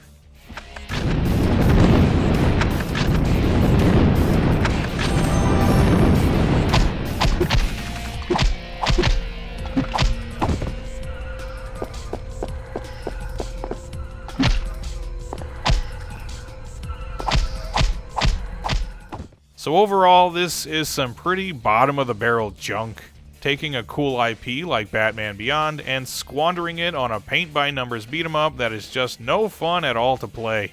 Now, I mentioned before that there's also a Game Boy Color port, and honestly, I'd rather much play this version than its console counterparts, because while it is still a fairly basic 2D beat-em-up, it's more tolerable considering it's on the GBC. And you only have so many options. But I'd also say this version is at least a little bit more fun to play. You're still beating up the same handful of enemies and bosses, but the controls actually aren't too bad. And you have a couple of added abilities not featured in the console game. Plus you even get access to a few additional sub-weapons, which are at least kind of useful in certain spots. The visuals and sound are also adequate for a GBC game. So pound for pound, this is the better game, even though it's honestly still nothing to write home about. Your best bet, though, is stay away from both of these games, as there are way better Batman beat-em-ups out there to spend your time with. When it comes to Batman Beyond, definitely stick with the animated series. It'd be funny if it weren't so pathetic. No, what the heck, I'll laugh anyway. Now we move on to the 6th generation of consoles, which was home to a handful of Batman games, each of which tried their best to nail down the formula of turning Gotham City into a fully realized 3D world, with mixed results. And we'll look at these in the order that they were released. So let's get started with the 2001 release Batman Vengeance, which was developed and published by Ubisoft, and released on the PS2, Xbox, GameCube, and PC. And this was an ambitious start for The Dark Knight on 6th gen hardware, as Ubisoft did their best to recreate the look, sound, and action of the animated series. And at least in the presentation department, they did a pretty good job. The art style is lifted directly from the new Batman Adventures, featuring character designs and environments that mimic what you would have seen on the show. The character models look really nice for the most part, which it helps that the original animated versions had some fairly simple designs. And the stages look pretty accurate to the show too, but oftentimes there's a serious lack of detail. For example, when you're going from rooftop to rooftop, the city in the background looks nice, but anything you come into close contact with looks very plain. And though the in-game models look good, during cutscenes, things get pretty blurry, which obviously doesn't look so great. The sound design is excellent though, with music that recreates the sound of the show and the voice cast of the show, including the likes of Kevin Conroy and Mark Hamill, also return to voice their respective characters. We were getting benefits in a 401k. Well, now you're working for Mr. J, you chowderhead. You'll do what he says and take what he gives and hope it is not a bullet. Baby, you're the best. So in terms of capturing the art style and general vibe of the series, Vengeance does a pretty solid job, but the graphics generally are kinda bland. The gameplay, like the visuals, is also a bit of a mixed bag. They certainly did everything in their power to make you feel like you're playing as the Batman from the show, and mostly it works pretty well. But there are some pretty glaring design flaws. Each section of the game plays out like an episode of the show, complete with title cards. And in each one, you'll be tracking down one of Batman's arch-villains, thwarting their evil schemes and rescuing the occasional civilian. And it's actually a pretty well-written story, and again, the voice cast gives strong performances. The gameplay itself is kind of a mix of a 3D platformer with a beat-em-up, and sprinkled in is a bit of puzzle-solving, stealth, and a couple of stages where you're either driving the Batmobile or piloting the Batwing. You have lots of gadgets to make use of, like Batarangs and the Batclaw, and cape gliding is back and much improved over what was in Batman and Robin. So on the surface, the authentic Batman experience is here, but at times it's pretty damn rough. The controls can be very clunky, especially the need to switch to a first-person view to aim a couple of your gadgets, which is disorienting during action sequences. The camera can also be a real pain in the ass, oftentimes being uncooperative and remaining fixed, leading to a lot of frustration during combat, but more so during platforming when it can be difficult to see where you're going to land, leading to a lot of cheap deaths that really started to work on my nerves. And the combat also leaves quite a lot to be desired. While it's fairly intuitive at first, the core hand-to-hand combat system is extremely simplistic and gets repetitive very quickly. Thankfully, you can block incoming enemy attacks, but certain enemies can trap you in inescapable grab attacks, which, combined with the lack of any kind of dodge mechanic, makes fighting multiple enemies at once feel like a chore. Plus, there are some ridiculous difficulty spikes in this game, and not nearly enough checkpoints, at times meaning you'll be sent all the way back to the start of a level if you die. And fair enough, this game isn't very long, but that's actually another knock against it, since it lacks any kind of replay value. Don't get me wrong, this game isn't anywhere near being the worst Batman game. It's certainly light years better than Batman and Robin, for example. I did have some fun with it, and appreciated the effort of recreating the look and feel of the series. And the Batmobile and Batwing segments are pretty cool. But overall, this just isn't a very good game. At least if you ask me. If you're a big Batman fan, especially if you love the animated series, you'll want to give it a try. But for everyone else, you can safely pass on this one. You're slipping, Joker. All right, Bats. You win.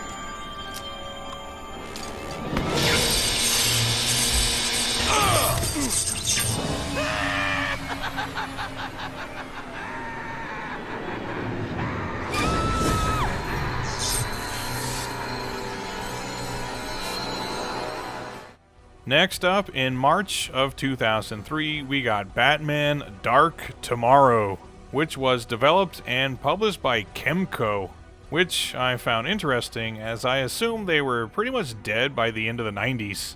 But apparently they hung around making and porting various games until 2007. And Dark Tomorrow is another ambitious game that sought to give players an authentic 3D Batman experience. But again, they didn't quite have the formula down. So let's just break this one down into the positives and negatives, which the positives lie pretty much entirely in the presentation. First, the game features a story written by longtime Batman editor Scott Peterson, and it includes almost every villain in Batman's Rogues Gallery, including some more obscure characters like the Ventriloquist, Zaz, and Ratcatcher. as well as more recognizable ones like Joker, Poison Ivy, and Ra's al Ghul, with his League of Assassins once again trying to cause mass death and destruction across the globe. And there are several different possible endings, including a few where Ra's is successful and floods a large portion of the globe. So the stakes this time around are very high. Aside from the story, the visuals are also pretty good, all things considered, with a dark, stylized aesthetic and detailed environments that do the source material justice. And the cinematics this time around are very good. Perhaps the best aspect of the game, actually. And the sound design is really good too. There's a high-quality, fully orchestrated soundtrack and some top-notch voice acting from a solid voice cast. And even though it's not the voice cast from the animated series, they still fit their respective roles very well, adding to the game's dark and moody atmosphere. Congratulations, Detective. Ra's al Ghul. You have made it through the asylum much faster than I had anticipated, proving your worthiness yet again. Debbie Gordon was just your way of keeping me out of the picture. Precisely. In the meantime, I will offer you some advice. Seek high ground, Detective, for my plan is almost complete. And now to the negatives, which encompass almost every aspect of the gameplay. For starters, Dark Tomorrow utilizes a fixed camera system, which is just downright infuriating at times. Mostly being positioned directly behind you, but then suddenly changing angles as you move into a new area, which needless to say can make navigation, combat, and especially the platforming a real pain in the ass. On top of which, the combat is even clunkier and less responsive than Vengeance was. And this time, you still can't dodge, but you also can't even block incoming attacks, which needless to say really sucks. And that goes double for the boss battles, where oftentimes it feels like the only way to make it past them is to use the cheapest tactics possible, or else get your ass kicked over and over again. Plus, in each stage, it's sometimes very vague as to where you're supposed to go or how you're meant to achieve certain objectives, which extends to the climax of the game, where if you want to get the good ending, you have to deactivate a device that's pretty easy to miss, in which case all the other endings feature some horrible consequences for the world. And last but not least, Dark Tomorrow is also filled with glitches and bugs that range from minor on one end to just shut the game off on the other. In essence, Batman Dark Tomorrow is a game with a fantastic concept and really good presentation that was ultimately ruined by a combination of deeply flawed gameplay mechanics and technical issues. And I definitely play Vengeance again before ever even thinking of playing Dark Tomorrow. Maybe just watch a compilation of the cutscenes on YouTube to get the story, and pass on the game itself, as it has very little to offer in the way of gameplay. A missed opportunity indeed.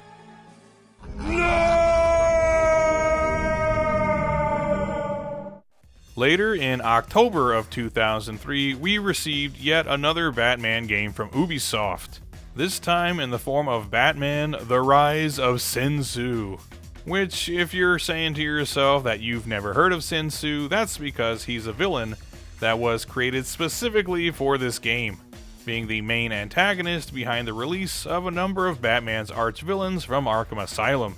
And he was designed by comics legend Jim Lee, and his voice was provided by the one and only Cary Hiroyuki Tagawa. Your soul is mine.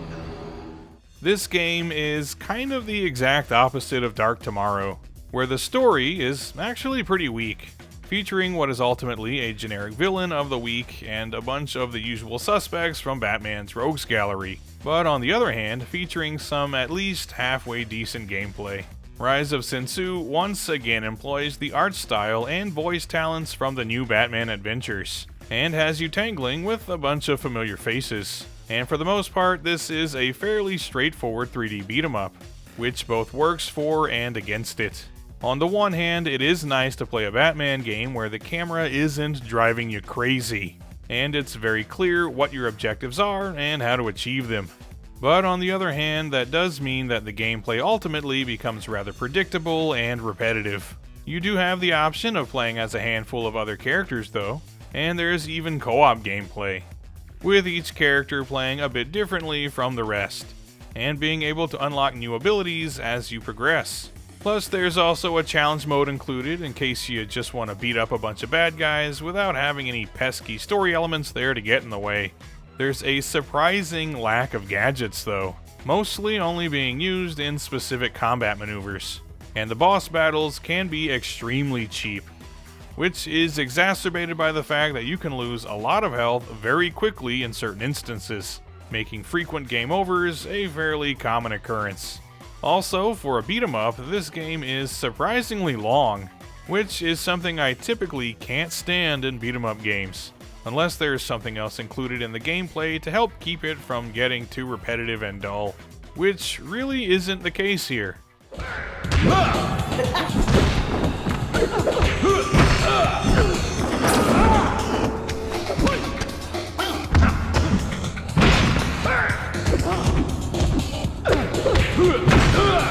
Good. I feel my strength returning. So while I was having fun for probably the first half of the game, I was mostly pretty worn out for the second half. The visuals are pretty nice though, so that's a nice bonus. But the music kinda sucks, which is disappointing. So again, where Vengeance and Dark Tomorrow both had pretty interesting stories, but gameplay that was mediocre to just downright bad, the Rise of Sin Tzu features a mediocre story and villain, even if the voice work is pretty good. And gameplay that's not bad really, but definitely overstayed its welcome with me. If I was gonna recommend just one of the three though, it would be this one. At the very least, I'm sure it's probably more fun with 2 players. And for a couple of years, this was pretty much it for Batman games. But then the last thing I would have expected happened, and we got yet another Batman movie license game. What the hell are you? I'm Batman.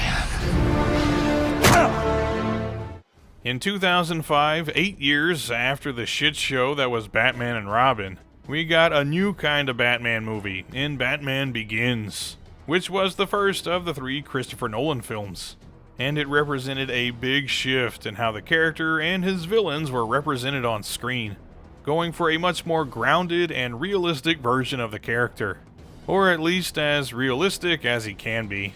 This time around, played by Christian Bale, the story is essentially year 1 of Batman, where we see him being trained by the League of Assassins before returning to Gotham to don the identity of Batman, and start cleaning up the streets, doing battle with crime bosses and the Scarecrow, played by Cillian Murphy, who has been using patients at Arkham Asylum as guinea pigs for the production of his fear toxin.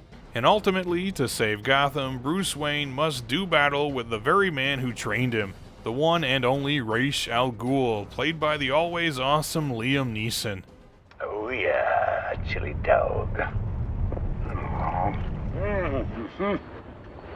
Breakfast of champions. This is a really good movie, and I personally enjoy all of the Nolan Batman movies. They have great casts, compelling stories, and high production values. But my only complaint is that in going for realism, they lose a lot of the charm of the Batman series. In the Tim Burton movies, for example, or even the animated series, Gotham has a very stylized look that makes it feel like a unique place, being recognizable as an American city, but also feeling unlike any city that exists today. While in the Nolan movies, it just sort of looks like modern-day New York. Aside from that, though, there's some great movies. But Batman Begins is the only one that received a video game adaptation, for reasons that would be pretty obvious later on down the road. But the question still stands, is it any good? Amusing, but pointless. Police prisoners! There's a line, man.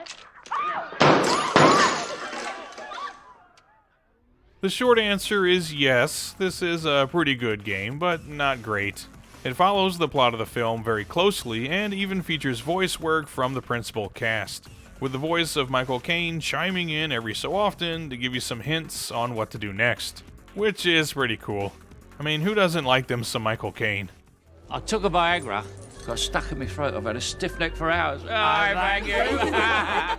Also, I can say that this is a pretty good looking game for its time, featuring some nicely detailed environments to play in that do a decent job of capturing the look of the movie, and the sound design is pretty good too, so no real complaints in the presentation department.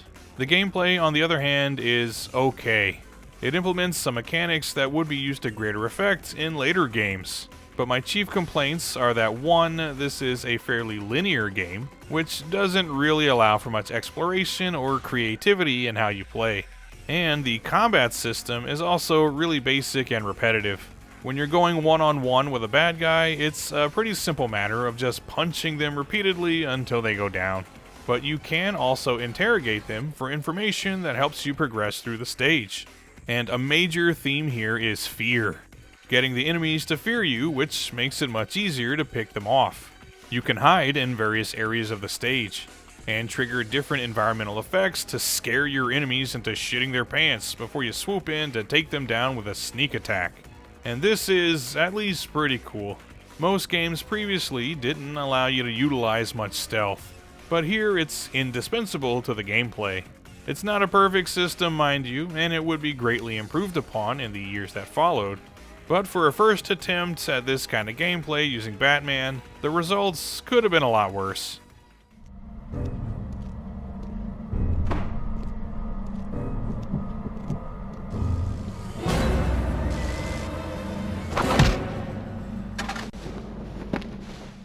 Finally, there are some sequences where you take control of the Batmobile, and these are especially fun too, playing kinda like a stripped down game of Burnout.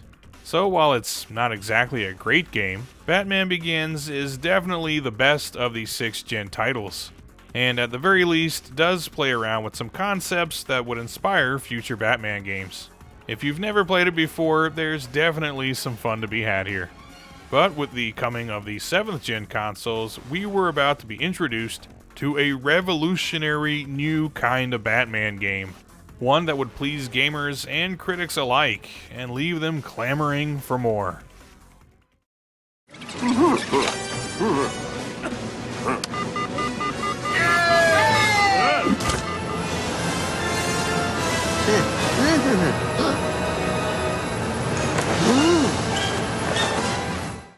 In 2008, we received the first in a series of LEGO Batman games, developed by Traveler's Tales. And I've only ever played the first one, so that's the one I'm featuring here. But I'll venture a guess and say that the sequels are similar, but probably made some improvements. But the first game is still a lot of fun and well worth playing today. It kicks off with many of Batman's arch-villains escaping from Arkham Asylum, meaning that he and Robin will need to find them, beat them senseless, and send them right back to the clink. And it follows the established and very accessible LEGO gameplay formula from previous games like LEGO Star Wars and Indiana Jones, which includes a bit of puzzle solving, platforming, a very simple combat system, and lots of collectibles to find, which is not only enjoyable but can also be quite addictive. And with so many unlockables and hidden items to uncover, LEGO Batman encourages repeat playthroughs to achieve 100% completion. And a pretty major highlight is the inclusion of 2 distinct full campaigns, allowing players to experience the story from multiple perspectives, which adds significant replay value. On top of which, this is a pretty nice looking game. And even though everything is LEGO, and therefore very much on the adorable side, LEGO Batman pretty effectively captures the essence of the Batman world, incorporating a robust cast of iconic heroes and villains, and drawing inspiration from classic media like the 1989 film and the animated series, while also incorporating the signature LEGO slapstick, silent character humor very effectively, with amusing cutscenes and a pretty solid soundtrack that incorporates some of Danny Elfman's classic music.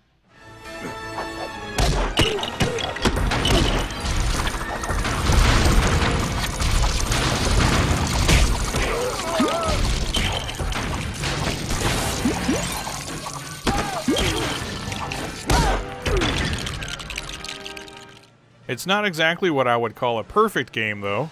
The combat, while easily accessible to pretty much anyone that can hold a controller, can also get pretty repetitive after a while. And a few of the puzzles have really vague solutions that require some trial and error to figure out. Plus, while I generally do like the look of the game, I must admit that some of the environments have a very bland look to them and are lacking in the way of detail. Those gripes aside though, I did have a lot of fun with LEGO Batman. And after this, I'll probably also give the sequels a shot. And as of writing this, there's another LEGO Batman game on the way for modern consoles. And it looks pretty cool. Anyway, the original LEGO Batman is still a solid game to this day, and I highly recommend giving it a shot if you haven't already. But following that would be what was truly the next big thing for Batman. Joker, if we're going to work together, I need your word you won't hurt anyone. Not really me. But what the heck? I'm in. Put it there!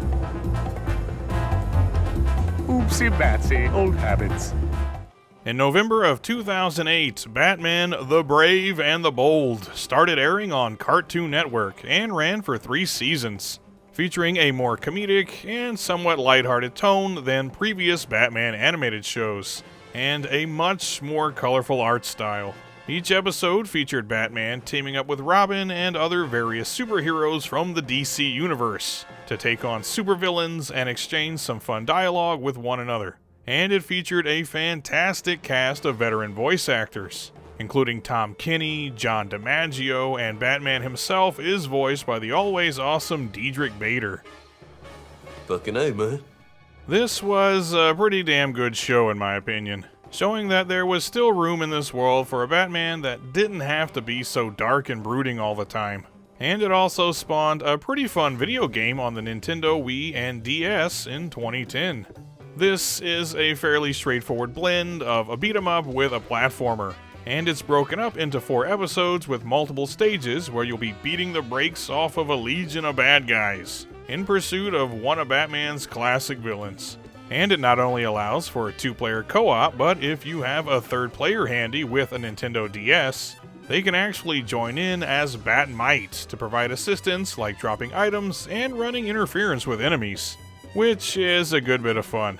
Though the combat system is admittedly a bit basic, but you do get access to some upgradable gadgets.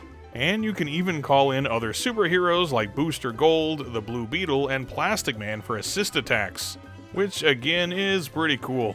And overall, I really enjoyed the gameplay in Brave and the Bold. On top of which, this game both looks and sounds great and makes perfect use of the license. Yes, my furry feline friends, your day has finally come. Soon the whole city'll be your milk bowl. The only thing you'll be lapping up is a hot bowl of justice, Catman. It captures the look, sound, and witty tone of the animated series, with show-accurate art, full voice acting from the original cast, and seamless cutscenes, making it feel like an interactive episode, and I enjoyed that a lot. This is admittedly a rather easy game though, and like any beat-em-up, does get pretty repetitive after a while, but I still say it's a good bit of fun, and worth picking up if you're a beat-em-up fan, especially if you enjoyed the animated series. Okay, seriously this time, on to the truly next big thing in the world of Batman video games.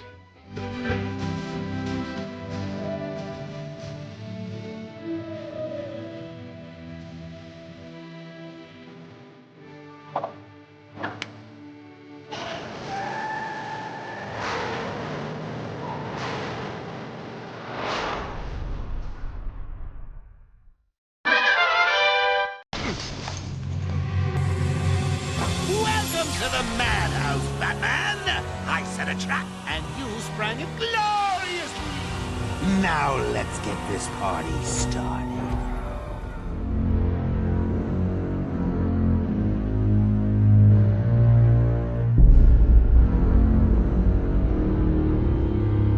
In 2009, Rocksteady Games raised the bar significantly for Batman games, with the release of Batman Arkham Asylum, and holy hell was this game something very special. It's easy to forget now just how mind-blowing this game was at the time, especially considering where the Arkham series would go from here, but we'll get to that. For now though, just imagine it's 2009, and the most recent Batman game you've played is maybe Batman Begins or The Rise of Sin Tzu. And then you pop this bad boy in and it's like, oh yeah, now this is a Batman game. Right away you're hit with a dark and atmospheric tone as Batman is delivering the Joker to Arkham Asylum, where all of Gotham's most violent, dangerous, and above all psychotic criminals are kept. Up to and including some of Batman's most notorious villains, like Killer Croc, Poison Ivy, and the Scarecrow. And in no time flat, the Joker breaks free of his confines and manages to take over the asylum, releasing a small army of henchmen and supervillains, as he enacts his latest scheme, mass-producing a chemical substance called Titan, that turns ordinary humans into massive, hulking monsters with superhuman strength. It's kinda like the venom that Bane uses for his transformation, except less stable and able to be used on pretty much anyone. So with this, the Joker can unleash an entire legion of superhuman monsters on Gotham City. Unless, of course, Batman can find a way to thwart his evil plans and restore order to Arkham Asylum. Can the Caped Crusader pull off this titanic task? Or will it be curtains for the citizens of Gotham?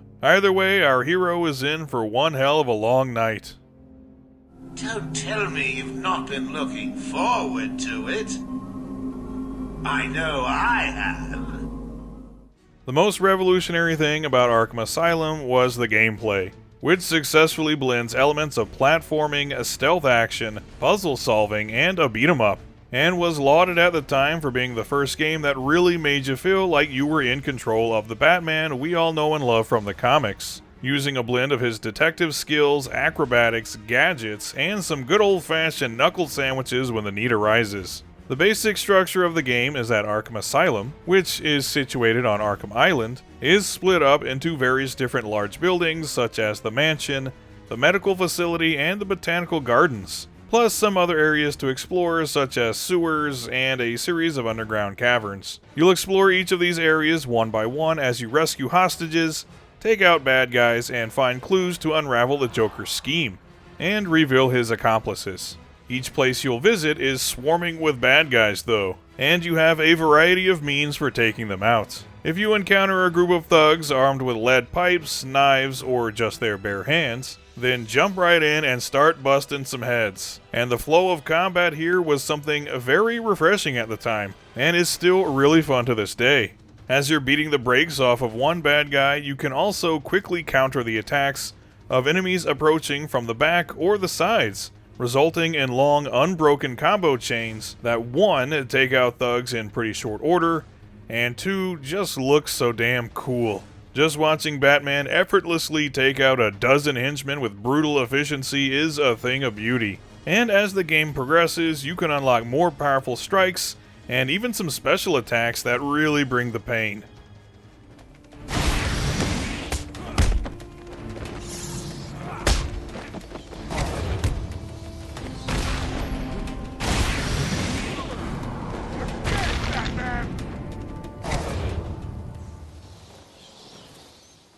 If, on the other hand, you come to a room full of bad guys wielding automatic weapons, then a bit of stealth is in order, as you can take to the high ground and descend on enemies when they least expect it, taking them out instantly, or sneak up behind them and take them down with a well-timed sleeper hold.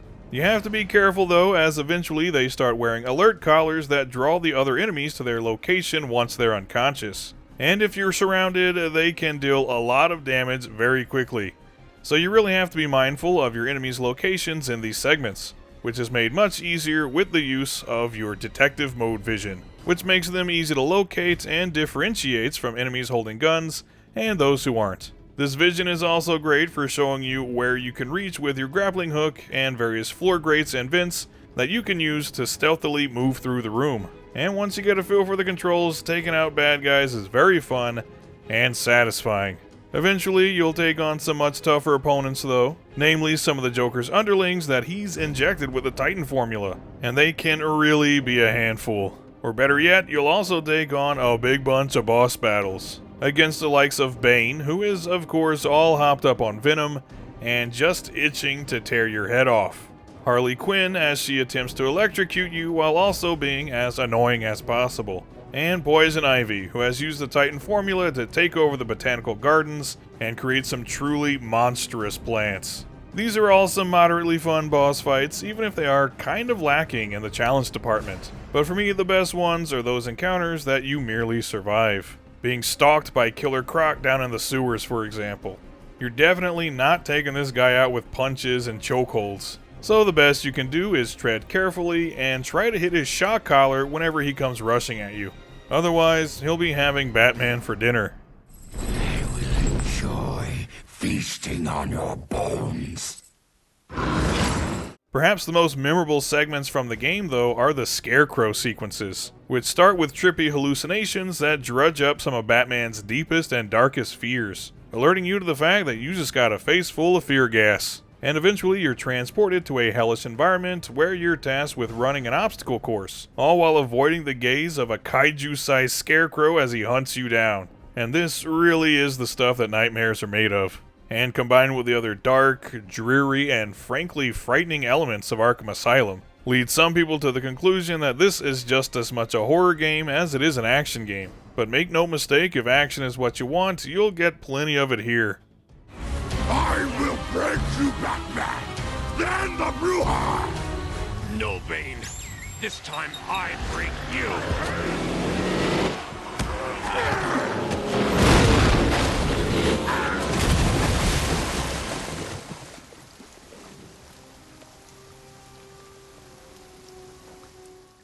Aside from beating up thugs and taking down supervillains, you'll also be doing a bit of detective work. This is a Batman game after all, so you'll sometimes need to analyze a bit of evidence to set you on the right path to your next objective. Or conversely, you can hunt down the various Riddler trophies that he's left scattered all around the island. And each one you find, along with defeating enemies, gives you experience points that 1. Refill your health, and 2. Allow you to unlock some cool new gadgets and abilities for Batman. And many of these gadgets are eventually needed to get to some very hard to reach areas of the island, and find some especially cryptic trophies. So kinda like a Metroid game, you can do some backtracking to previously visited locations, and access areas that were unreachable with your new abilities. And unlocking everything, along with completing the main story and taking on the challenge modes, will keep you playing for a good long while. In short, the gameplay in Arkham Asylum, whether you're beating down bad guys or solving puzzles, is really well designed and fun, which is why many people held it as the best Batman game ever made upon its initial release.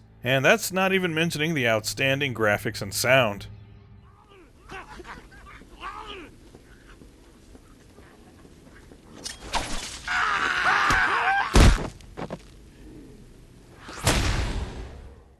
Every inch of this game is supremely detailed, and Arkham Island as a whole is steeped in atmosphere. It's dark, moody, and in many instances, kind of gross. You'd think the place responsible for housing some of the world's most dangerous criminals would have at least a little bit of money to hire janitorial staff. But the borderline rundown look just adds to the creepy vibes that this game often exudes. I'm playing the PS4 version here, which got a nice boost to its visuals, though some people find it to be a bit too bright. But even the original Xbox 360 and PS3 version was a thing of beauty, thanks mainly to the fantastic art direction. And these character models are just plain awesome. Batman looks as good, if not better, than he's ever been depicted in any other form of media. And all of his villains have gotten some slight reimaginings, making their designs more fitting for the slightly horror motif being utilized in Arkham Asylum.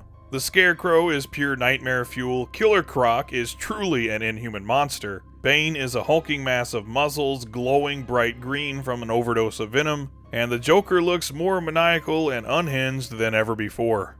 And the final icing on the cake is the outstanding sound design. The music is fittingly atmospheric, and the sound effects and ambient noise are also quite good. But what really gives this game a big boost is the fantastic voice work. The entire cast gives some great performances, but in particular, the late great Kevin Conroy provides his iconic voice for Batman, and Mark Hamill once again reprises his role as the Joker. So for those of us that grew up with the Batman animated series from the 90s, this was a very welcome reunion. But make no mistake, this ain't no cartoon show.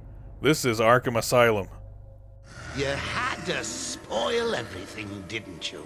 beating up Bane, feeding Scarecrow to Croc, slapping around Harley, my hobby, by the way, and ruining all my lovely Venom plans. It's over, Joker.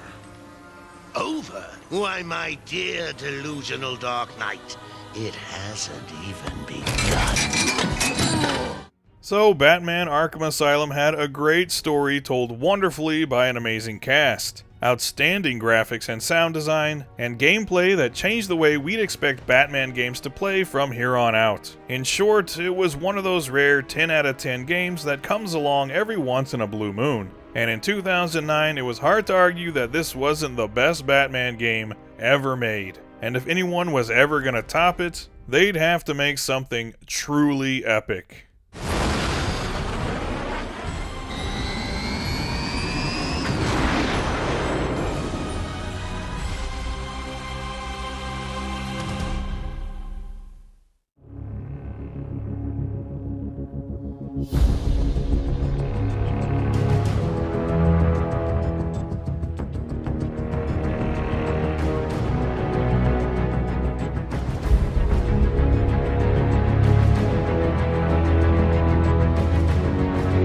Just 2 years later, in October of 2011, Rocksteady Games once again dropped a giant bat-shaped nuke on the world in the form of Batman Arkham City. And as hard as it was to believe at the time, it was even better than its predecessor, which most people agreed was a 10 out of 10 or at least 9 out of 10 game. So where could they go from there? Well, Arkham City did what all of the great video game sequels do. It took all the things that made Arkham Asylum so great and just adds more to them, giving you a much bigger map to explore with way more stuff to do, including a longer main campaign and lots of side missions. Plus a deeper combat system, which was already very enjoyable to begin with, even more gadgets to make use of, and even some additional playable characters. Yes indeed, this is one of the best video game sequels ever made in my personal opinion. Right up there with the likes of Resident Evil 2 and Twisted Metal 2, which I regard as perfect sequels. You fell for the old fake Joker gag, Batman. Batter up!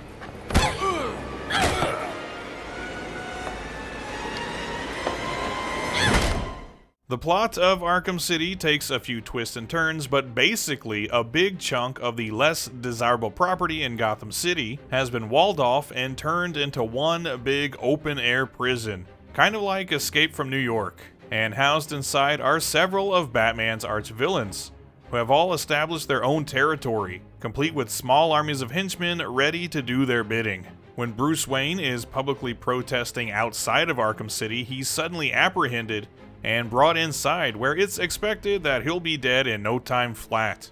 But of course, he quickly escapes his confines, calls in a bat suit complete with an arsenal of weapons, and begins the arduous task of finding out what the true intentions are behind Arkham City, while also rescuing the various first responders and political prisoners that have been tossed inside and left for dead, which even includes the mayor of Gotham City himself, who apparently rubbed Hugo Strange the wrong way, and that was really all it took.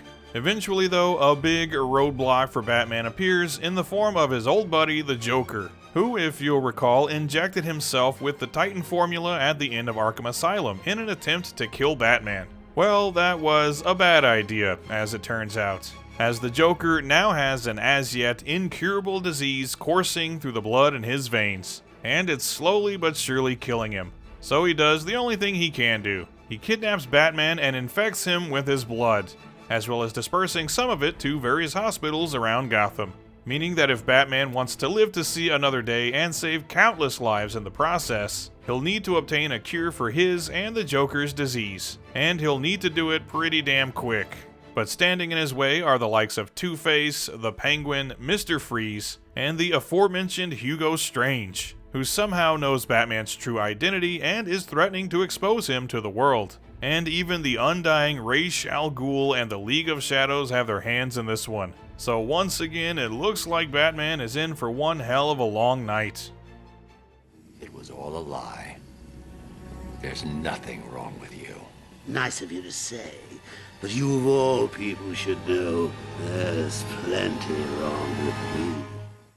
So, like I said, Arkham City is, in many ways, just a bigger, better Arkham Asylum, meaning that the core gameplay hasn't changed all that much, really. You'll still be going to various locations around the map to fight bad guys, rescue civilians, solve puzzles, and progress the story. Only this time, the map is much, much bigger, and includes places like the old police station, the museum, the courthouse, and the steel mill, which acts as Joker's base of operations. You'll even head underground to explore the subway system and the ruins of old Gotham. So the locations are varied and each one is crawling with bad guys to beat up, and once again Riddler trophies to uncover, which also extends to the overworld map, which is far from empty, as it too is swarming with enemies and filled with trophies to find that'll certainly tease your brain. And this time around, as you find a specified number of trophies and solve riddles, you'll be allowed the opportunity to save the hostages that the Riddler has taken and placed into various traps around the city that will kill them should Batman fail to solve the corresponding puzzle.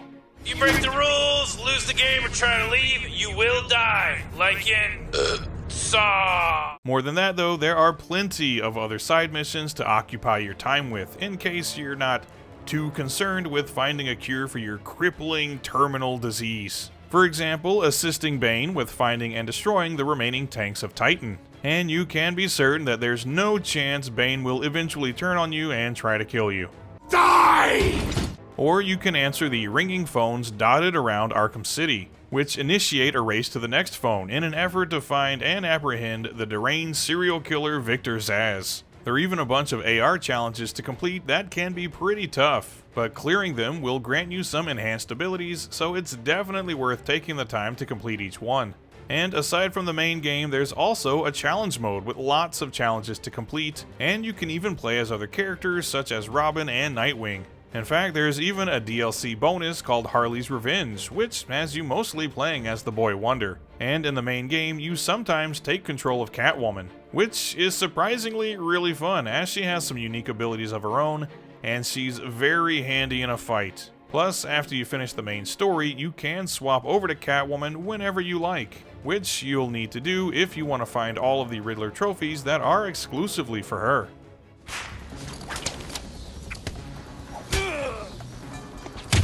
Arkham City is gonna be your grave.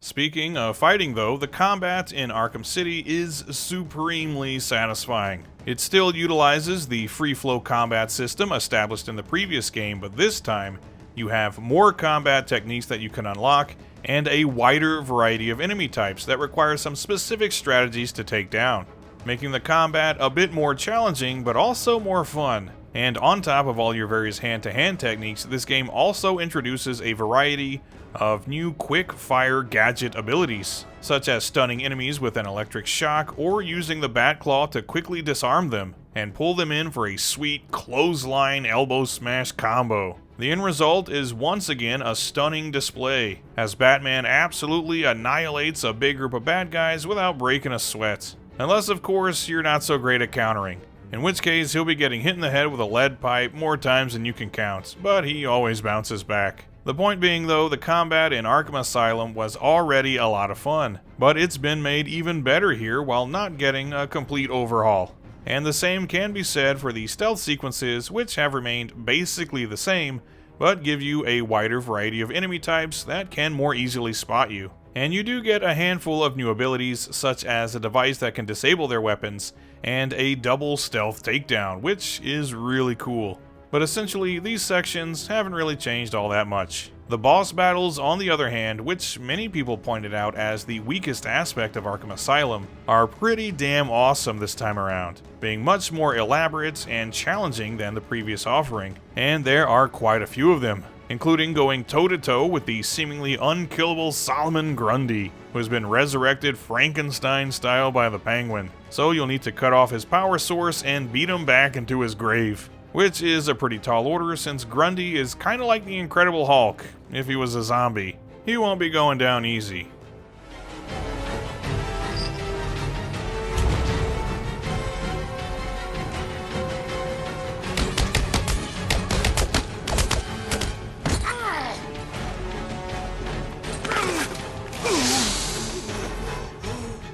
Perhaps most memorable though is the fight against Mr. Freeze, who's way too tough to take head on, so you'll have to get the drop on him. But each time you use a certain strategy for this, Freeze learns what you're up to and won't be fooled again. So you'll need to make use of your environment and every stealth technique in the book to take him down. Which isn't necessarily all that difficult, but it is really cool.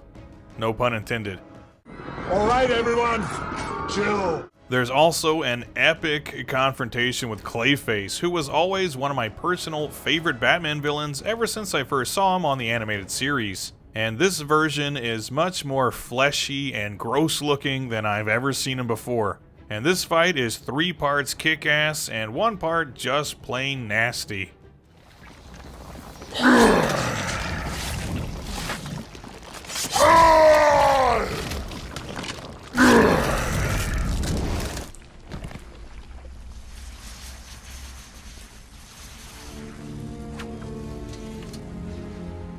But perhaps the most epic of all is your duel with the one and only Ra's al Ghul, which for Batman is just as much mental and spiritual as it is physical, as it takes him on a total acid trip, where he'll be fighting for his life against a giant and seemingly all-powerful Ra's al Ghul, freshly emerged from the Lazarus Pool. These boss fights are a lot of fun and present at least a moderate challenge. They're definitely better than the ones in Arkham Asylum. And that goes for the combat as a whole. It's easy to get the basics down, but there's plenty of depth to be discovered as well. And with more side content to enjoy, more gadgets and abilities to unlock, more playable characters, more trophies and riddles, a much bigger map to explore, and bigger, badder boss battles. In terms of just the gameplay, Batman Arkham City feels like Arkham Asylum on Venom.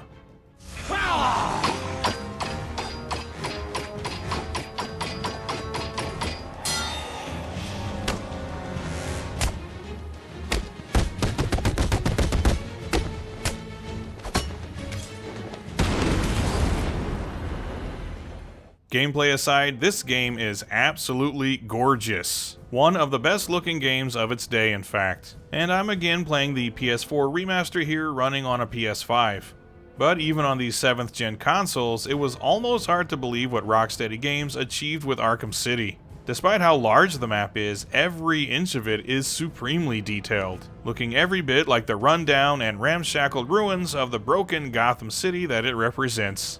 No matter where you go in the game, the art direction and visual quality is always top-notch. And personally, I love just gliding around the city and taking in all of the scenery. It's not meant to be a pleasant place necessarily, but it's certainly beautiful. And that also extends to the character models, which look even better than they did before. And some of the more elaborate bosses especially look supremely awesome. And it's impressive that it only took 2 years for Rocksteady to get this game ready, considering just how much they managed to cram into it. Again, a stunning game in terms of visuals, and it probably goes without saying that the sound design is again fantastic, with a suitably moody orchestral score, impactful sound effects, and more solid performances from the voice cast. Again featuring all-time legends Kevin Conroy and Mark Hamill as Batman and the Joker respectively. And it really doesn't get any better than when these two got together. Are you happy now? Do you want to know something funny? Even after everything you've done, I would have saved you.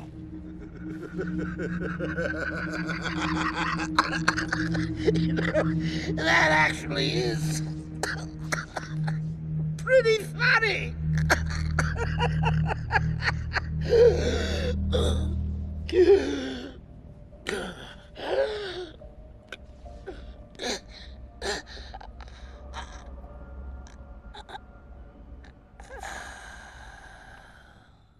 So Arkham City is one hell of a great game, perhaps among my top 10 of all time. The graphics, sound, and gameplay are all about as good as anyone could ever hope for, and in my opinion, this is undoubtedly a 10 out of 10 game, and it dethroned Arkham Asylum for the mantle of best Batman game. In short, it's one of the best video games ever made from any generation.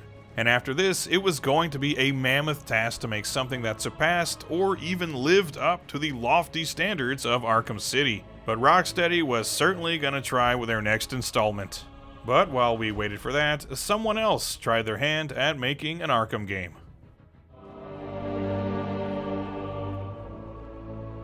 What the hell happened in there? Batman! What happened?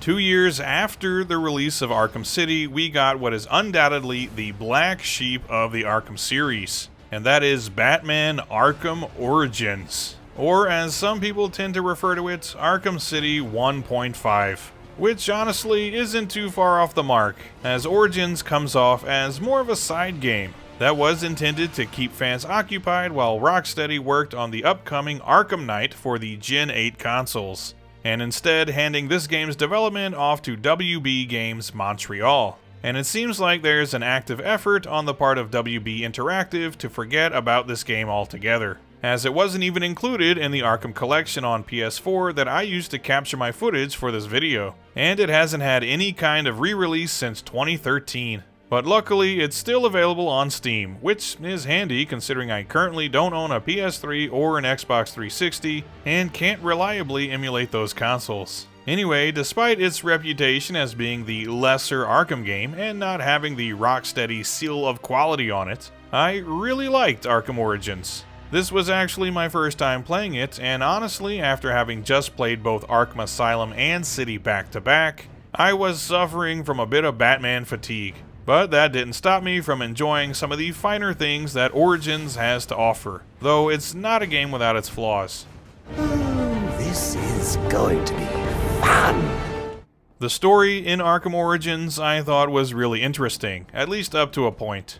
It's a prequel to the rest of the series set during Batman's second year under the mask, so he's a little less refined in his approach than he would be in later years. This is a younger, more aggressive Batman that not even the Gotham PD are certain is someone they can trust, believing he's every bit as dangerous as the criminals he's hunting down.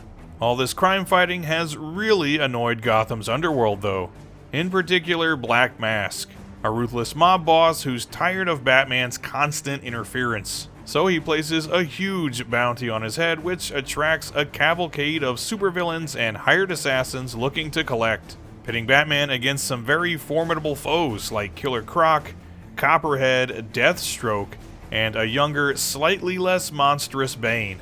And they're all just itching to tear Batman apart limb from limb. About halfway through the game though, it's revealed somewhat predictably that this was all, in fact, a scheme put together by, you guessed it, the Joker. With this being his first attempt at taking out the Caped Crusader. And yeah, I get that the Joker is Batman's arch-villain and a constant threat throughout his career as a crime fighter, but it would have been nice to have at least one game where this guy didn't take center stage. But on the other hand, we do get to see the early developments of his relationship with Harley Quinn, which is kinda cool. My name's Harleen. Harleen Quinzel. What a pretty name. Do your friends call you Harley? Oh, I don't have a lot of friends. Well, Harley, you got one now.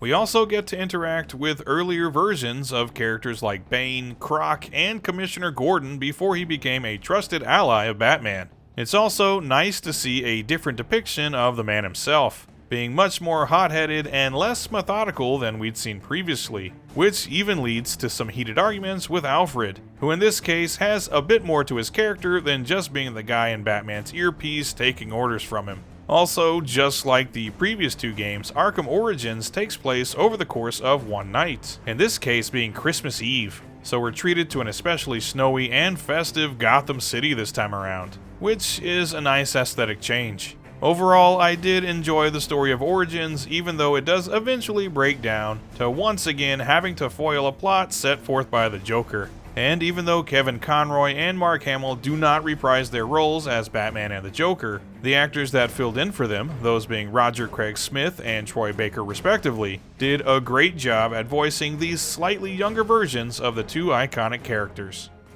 Oh, that's... it's so... What a night! Fresh off the kill, and back for more, eh? Bane's still alive. Now that's not funny.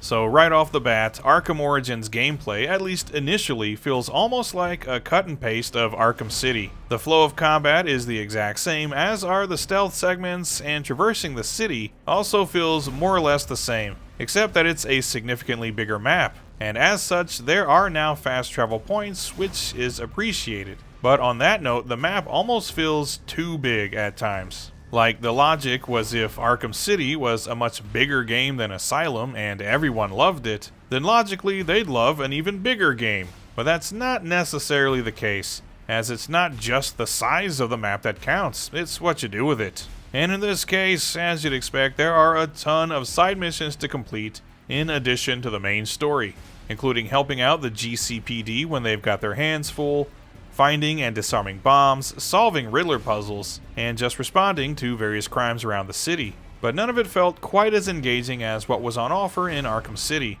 and a lot of it is just a rehash of what we already did in that game anyway. So I actually found myself getting a bit bored at one point, and just trying to blast through what remained of the story. Pretty much all of your gadgets are still here, though some of them have different names despite performing the exact same function as their previous iterations. And again, you can upgrade all of Batman's skills and gadgets as you level up from beating down enemies and clearing missions. But this time around they went for kind of a skill tree thing, which I didn't like nearly as much as the much simpler system in the previous Arkham games. Something that is new though is the crime scene reconstructions you can do, creating a holographic recreation of the events that took place, allowing you to speed up, slow down, and rewind to find certain pieces of key evidence.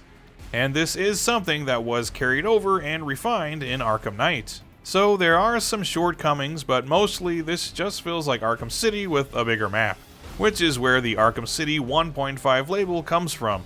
Still a very solid and fun game for the most part, but the real star of the show are the boss battles, which have you going toe-to-toe with the aforementioned assassins and supervillains.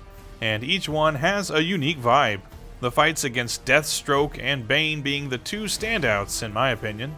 They don't quite reach the epic heights of the boss fights in Arkham City, but they are still pretty damn cool, and this time around feel at least a little more grounded in reality. So while derivative and being a placeholder so to speak until the arrival of Arkham Knight, Arkham Origins is still a really good Batman game.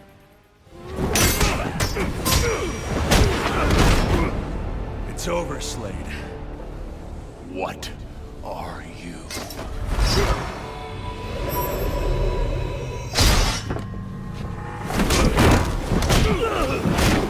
Where this game definitely does not falter though is in the visuals. Gotham City still looks absolutely gorgeous, and again, the Christmas motif is appreciated. It brought back memories of Batman Returns. Which, if that's a Christmas movie, I suppose you could be forgiven for calling Arkham Origins a Christmas game. I wouldn't hold it against you.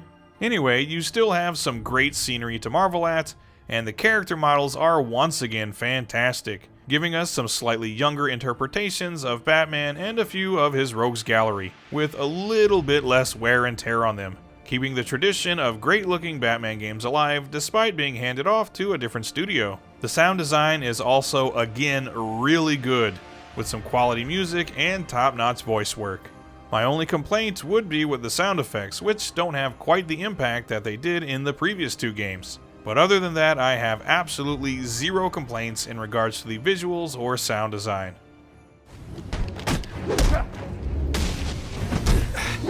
Enough of the fist fight!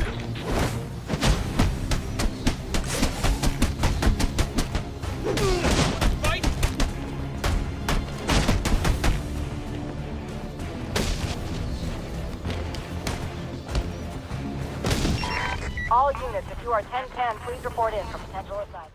So Arkham Origins came and went. Mostly got high praise from critics, but was obviously just a game intended to keep fans occupied while the true sequel to Arkham City was in the works. And that game would eventually come a couple of years down the line. But let us never forget the efforts of WB Montreal, because despite whatever shortcomings it may have, they certainly earned their wings with Batman Arkham Origins. Maybe I can give them something to believe in. Maybe he can give them something to believe in.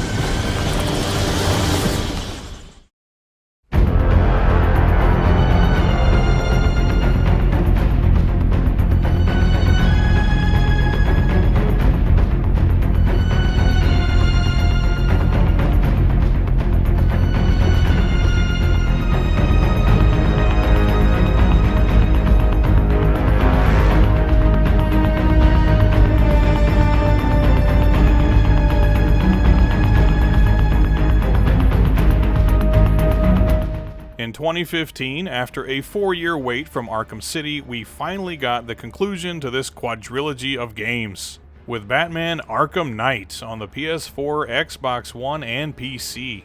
And full disclosure, this was actually my first time playing through it, and I played the PS4 version running on a PS5.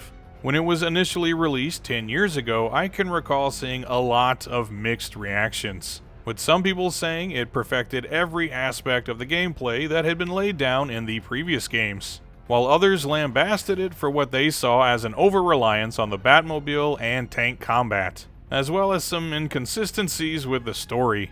I went into this game with all of those critiques in mind, and ended up kicking myself for not playing it much sooner, because despite a few gripes that I have with it, mostly minor but one or two major ones, ultimately, I thoroughly enjoyed Arkham Knight, and thought it was a fitting swan song for the Arkham series, but was left with the question if it had exceeded Arkham City as my favorite Batman game, or did it just come up short? I am vengeance. I am the Knight.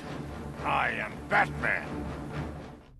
I'll give a spoiler warning now for anyone that still hasn't played this game yet, but the story of Arkham Knight takes a lot of twists and turns, and gets a bit convoluted at times. But the basic gist is that the Scarecrow has developed a new, more potent fear toxin, which he intends to disperse across America's entire eastern seaboard via a massive explosion, which in turn causes a mass evacuation of Gotham City, leaving behind only a small army of thugs, lowlifes, and supervillains, plus some cops and other first responders. While foiling the Scarecrow's plot, Batman is exposed to high levels of fear toxin, and very nearly dies, but for the duration of the game is haunted by his greatest fear, the Joker.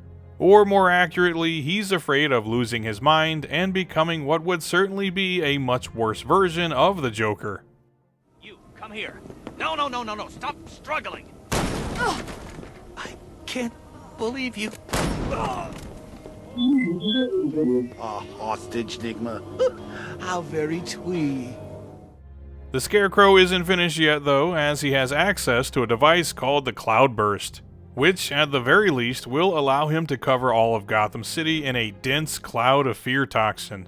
And on top of that, a new villain known as the Arkham Knight has rolled into town, with his own personal army of mercenaries and taken over the streets, with the ultimate goal of demoralizing, defeating, and finally killing Batman, exacting his revenge for what he sees as Batman using and abandoning him, as it's eventually revealed that the Arkham Knight is in fact Jason Todd, the second Robin whom Batman thought had been killed by the Joker. This was kind of a curveball, as in the comics when Jason eventually resurfaces, he does so under the persona of the Red Hood, but was never even mentioned in the previous Arkham games.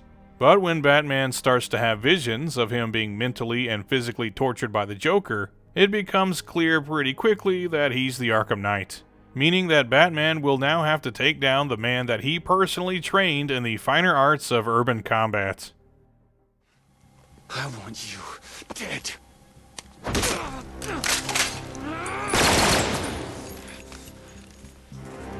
can't hide from me! I will hunt you down!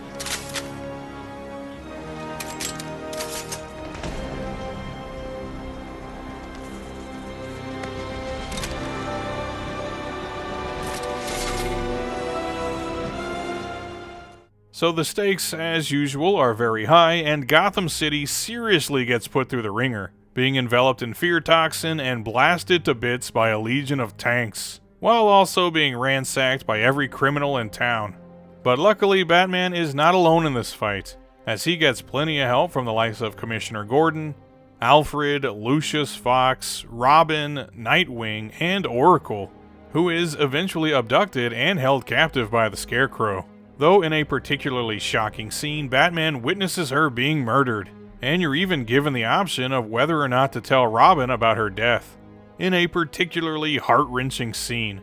Though luckily, it turns out it was just a hallucination brought on by the fear toxin. Eventually though, Scarecrow does get the upper hand on Batman when he kidnaps Robin and Commissioner Gordon, and in a shocking turn of events, forces him to reveal to the world that he is indeed Bruce Wayne, meaning this will be his final night of crime fighting before hanging up his utility belt for good. He's going to be okay. Look after him, Jim. Look after them all. You've been a good friend. The best I could ask for. You were there at the beginning. And now,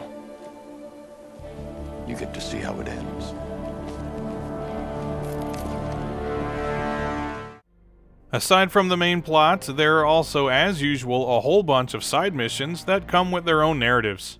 Breaking up the Penguin's gun-running operation, foiling a series of bank robberies masterminded by Two-Face, and investigating a series of murders all over the city that leads you to a confrontation with the absolute batshit crazy Professor Pig.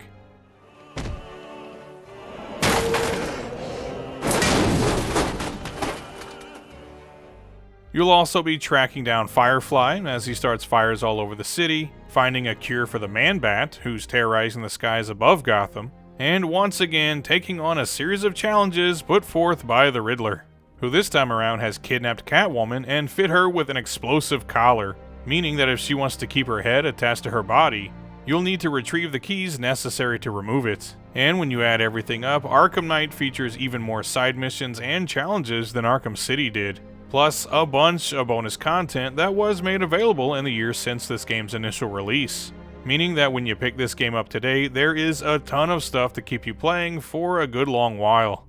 And just from my initial playthrough, I really enjoyed the main story and most of the side plots, even if some of it was easy to see coming and there are a few plot holes. I don't know how, for example, the US government doesn't notice one of its major cities being taken over by a hostile military force, or how Batman can maintain his no-kill rule while also running people down in the Batmobile and sending them flying into the sides of buildings.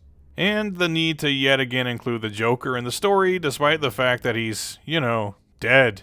But then again, it's always great to get some back and forth between him and Batman.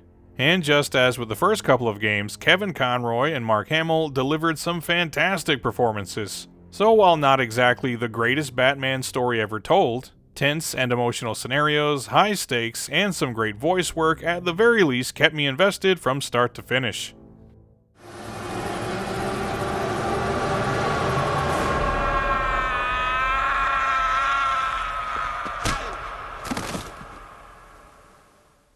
Before I get to the real meat of the game and the most controversial part, which is the gameplay, I'll first talk a bit about the graphics and sound, which I have the least to say about, simply because they're both obviously amazing and there are only so many ways I can say that.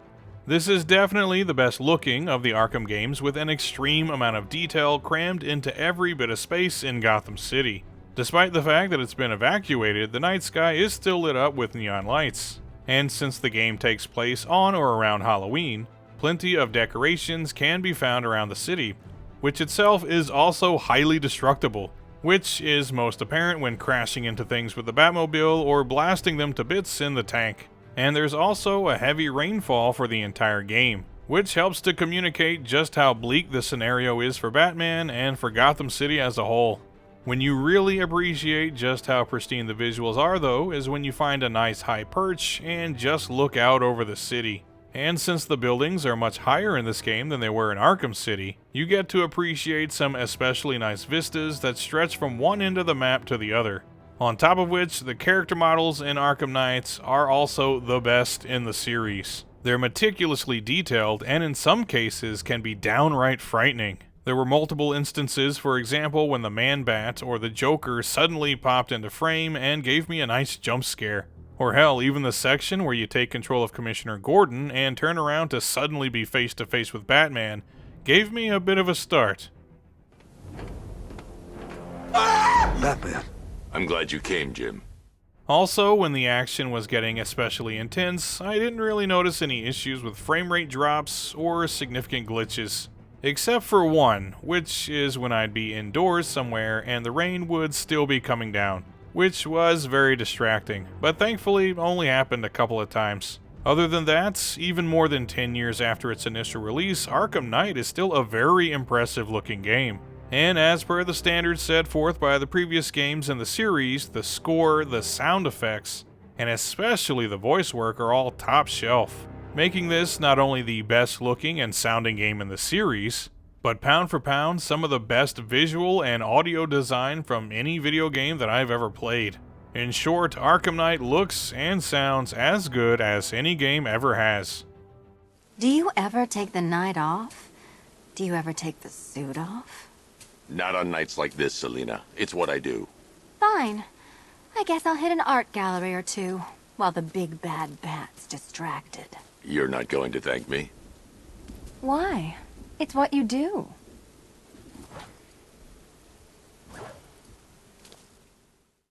Now we come to the most important and criticized element of Arkham Knight, which is the gameplay, which can really be split into two sections. First is everything you'd expect at this point from an Arkham game, namely traversing the city, solving crimes, using stealth to get the drop on enemies, and when the need arises, beating the hell out of a near endless legion of bad guys. And at these things, Arkham Knight is the best in the series. Getting around the city is faster and more fun thanks to being able to upgrade your grapnel boost several times over, allowing you to soar higher, faster, and longer than in previous games, eventually making it easily possible to get from one side of the map to the other without ever touching a surface. And in my opinion, the map is just the right size. Not too small and not so big that it requires fast travel points like in Arkham Origins. Investigations have been made better too, bringing back the crime scene recreations from Origins but fleshing them out a bit more. And there are also segments where you have to analyze video footage to figure out what your next move should be. And you'll even do a bit of forensic work on the corpses you find around the city, so you can discover the location of Professor Pig before he claims any more victims. And these sequences are especially grim, but also do a good job of reminding you that Batman isn't just an ass kicker. He's also a world-class detective. But speaking of kicking ass, the combat in Arkham Knight has seen some pretty significant improvements. The stealth segments are now better designed, featuring environments that offer up more possibilities for how to move around and take out enemies. And the enemies themselves have more gadgets and abilities to fight you with. So now some of them can track you when you're using your detective vision, or carry jammers to interrupt it. They also get assistance from unmanned gun turrets and drones that patrol the air, which you can thankfully hack into to disable their optics, but only for a brief period. And perhaps the coolest addition is the Fear multi-takedowns, where instead of taking out a single enemy with a surprise sneak attack, you can get the drop on a group of enemies and take out up to 5 at a time in spectacular fashion.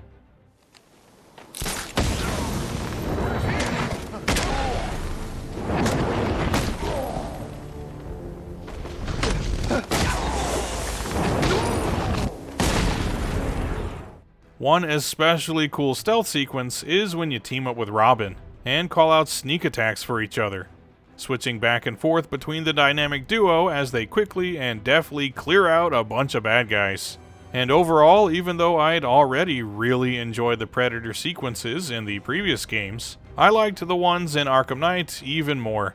And I can say the same about the combat. You now have even more abilities to unlock, more uses for your gadgets, the ability to pick up melee weapons that your enemies drop, and you can even use environmental hazards like light fixtures and electrified surfaces to put the hurt on bad guys. So you now have more options than ever when it comes to combat, which you'll certainly need as you'll be taking on tons of enemies all at once. And some of them are brand new to the series. The medics, for example, can not only revive fallen enemies, but can also give them an electric charge, making them even more dangerous.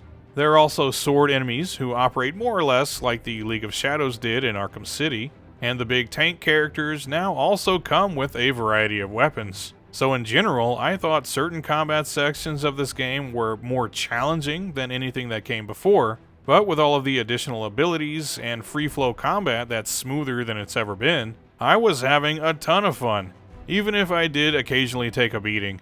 Perhaps best of all though, just like with the Predator sequence, there are multiple sections where you team up with partners like Robin, Nightwing, and Catwoman to take on a room full of enemies, even being able to pull off some extremely cool tag team attacks.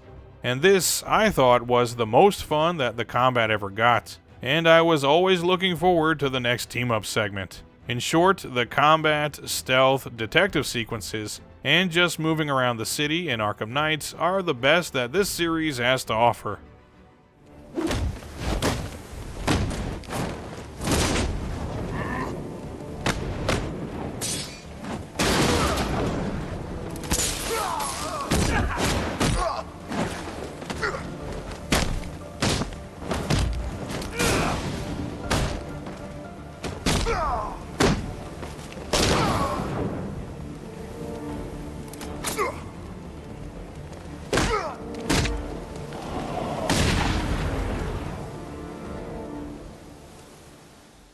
The other major element of the gameplay in Arkham Knight, and the thing that drew the most criticism from fans, is the inclusion of a healthy amount of segments that require the use of the Batmobile, which can also change to a tank mode with the press of a button.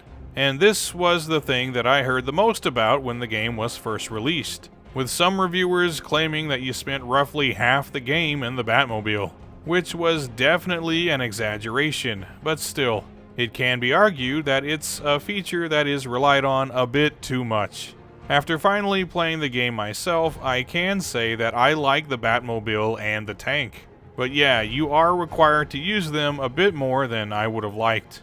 I'll say though that the inclusion of the Batmobile does make sense. Aside from being a detective and an ass kicker with an arsenal of gadgets, everyone knows that Batman also has some really cool vehicles to rely on for traversing land, sea, and air. And I did enjoy racing through the streets of Gotham and blasting enemy vehicles off the road. That's actually really fun. And blasting drones to bits with the tank is also pretty fun. And just like with Batman's other abilities, there are tons of upgrades you can unlock for the Batmobile, increasing its armor and firepower. The real issue is the fact that there are segments where you'd expect a boss battle, something that was always a highlight in all of the previous games. But instead it turns into a tank battle. Gonna fight the Arkham Knight? Tank battle. Taking on the Scarecrow's legion of henchmen as they storm the GCPD? Tank battle. Hell, even later in the game when Deathstroke finally takes another stab at killing Batman, do we get another mano-a-mano fight like in Arkham Origins? Nope, you guessed it, tank battle. And that's the biggest issue with this game. It's not that the tank combat isn't fun, or that the inclusion of the Batmobile wasn't a welcome addition. It's just overutilized at the expense of what could have been some much better boss encounters. Even the Scarecrow nightmare sequences, which were an especially memorable part of Arkham Asylum, take place entirely in the Batmobile and also end up being yet another tank battle. It's a real shame, because if the tank specifically could have been used a little more sparingly, I wouldn't really have any complaints at all about this game, because again, the Batmobile is a fun and useful inclusion, and I especially had fun playing through the bonus challenges that let you take control of various iterations, like the Batmobile from the 1989 movie, racing through some tracks inspired by the first two films, or taking control of the Batmobile from the 1960s TV show, as you race to the original theme song. As a matter of fact, I also greatly enjoyed the challenges and little side story segments. They're pretty short, but they do let you play as characters like Nightwing, Robin, and Catwoman as they take on some of Batman's greatest villains. You even get to play as some characters that aren't ever available in the main game, including a scenario where you take control of Harley Quinn, breaking Poison Ivy out of prison, and she actually has some pretty nifty abilities of her own. playing I should pranks get with out of the evidence? way. What was that? Who's playing games? Where's it coming from?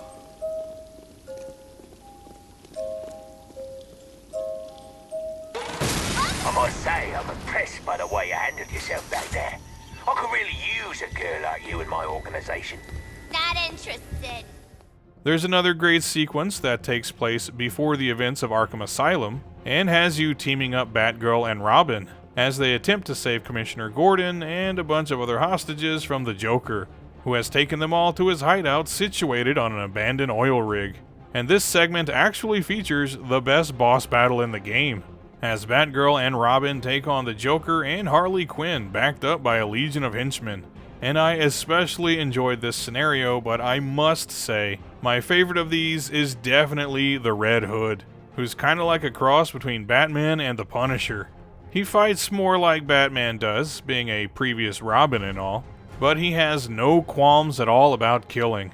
And his final showdown with Black Mask is especially cool, and I could easily see myself playing an entire Arkham game as the Red Hood. He's 100% pure badass. Drugs, guns, weapons, whatever you want. Please, I'll take a plane, leave Gotham, never show my face again. Anywhere you want, I'll go anywhere. How about you go to hell? Say hi to Joker for me. So, in short, I absolutely love Arkham Knight. It's the best looking, sounding, and playing game in the series, with my only gripe, and it's a big one, is that there are no real boss battles to speak of, instead relying way too much on the Batmobile and tank to fill that slot. Were it not for that, this would be a 10 out of 10 game, and easily the best Batman game ever made. But for that prestigious mantle, I still have to go with Arkham City, which features the superior story, memorable boss encounters, and gameplay that is still absurdly fun and addictive to this day. And it was a very close call, because despite its shortcomings, I had a lot of fun playing through Arkham Knight, and fully intend to play through it again. Aside from the Arkham series though, other worthwhile Batman games include the NES game, Batman Returns on the SNES, The Adventures of Batman and Robin on the Sega Genesis and the SNES, Batman Forever the arcade game, surprisingly enough, the Lego Batman games, and Brave and the Bold. As for the worst Batman game, that's a bit of a toss-up, but in that group I'd put both Batman Returns on the Atari Lynx and the Amiga, Batman Forever on the SNES, Batman and Robin, and Batman Beyond, which are all bottom-of-the-barrel trash, and a total besmirchment of the good name of Batman. Anyway, I feel like I just talked about Batman way too much, and after playing through all of these games, I need a nice long break from DC heroes. And maybe I'll take a closer look at the games of a certain Marvel superhero next. But which one? To find out, you'll have to tune in next month. Same bat time, same bat channel. So until then, remember, crime doesn't pay.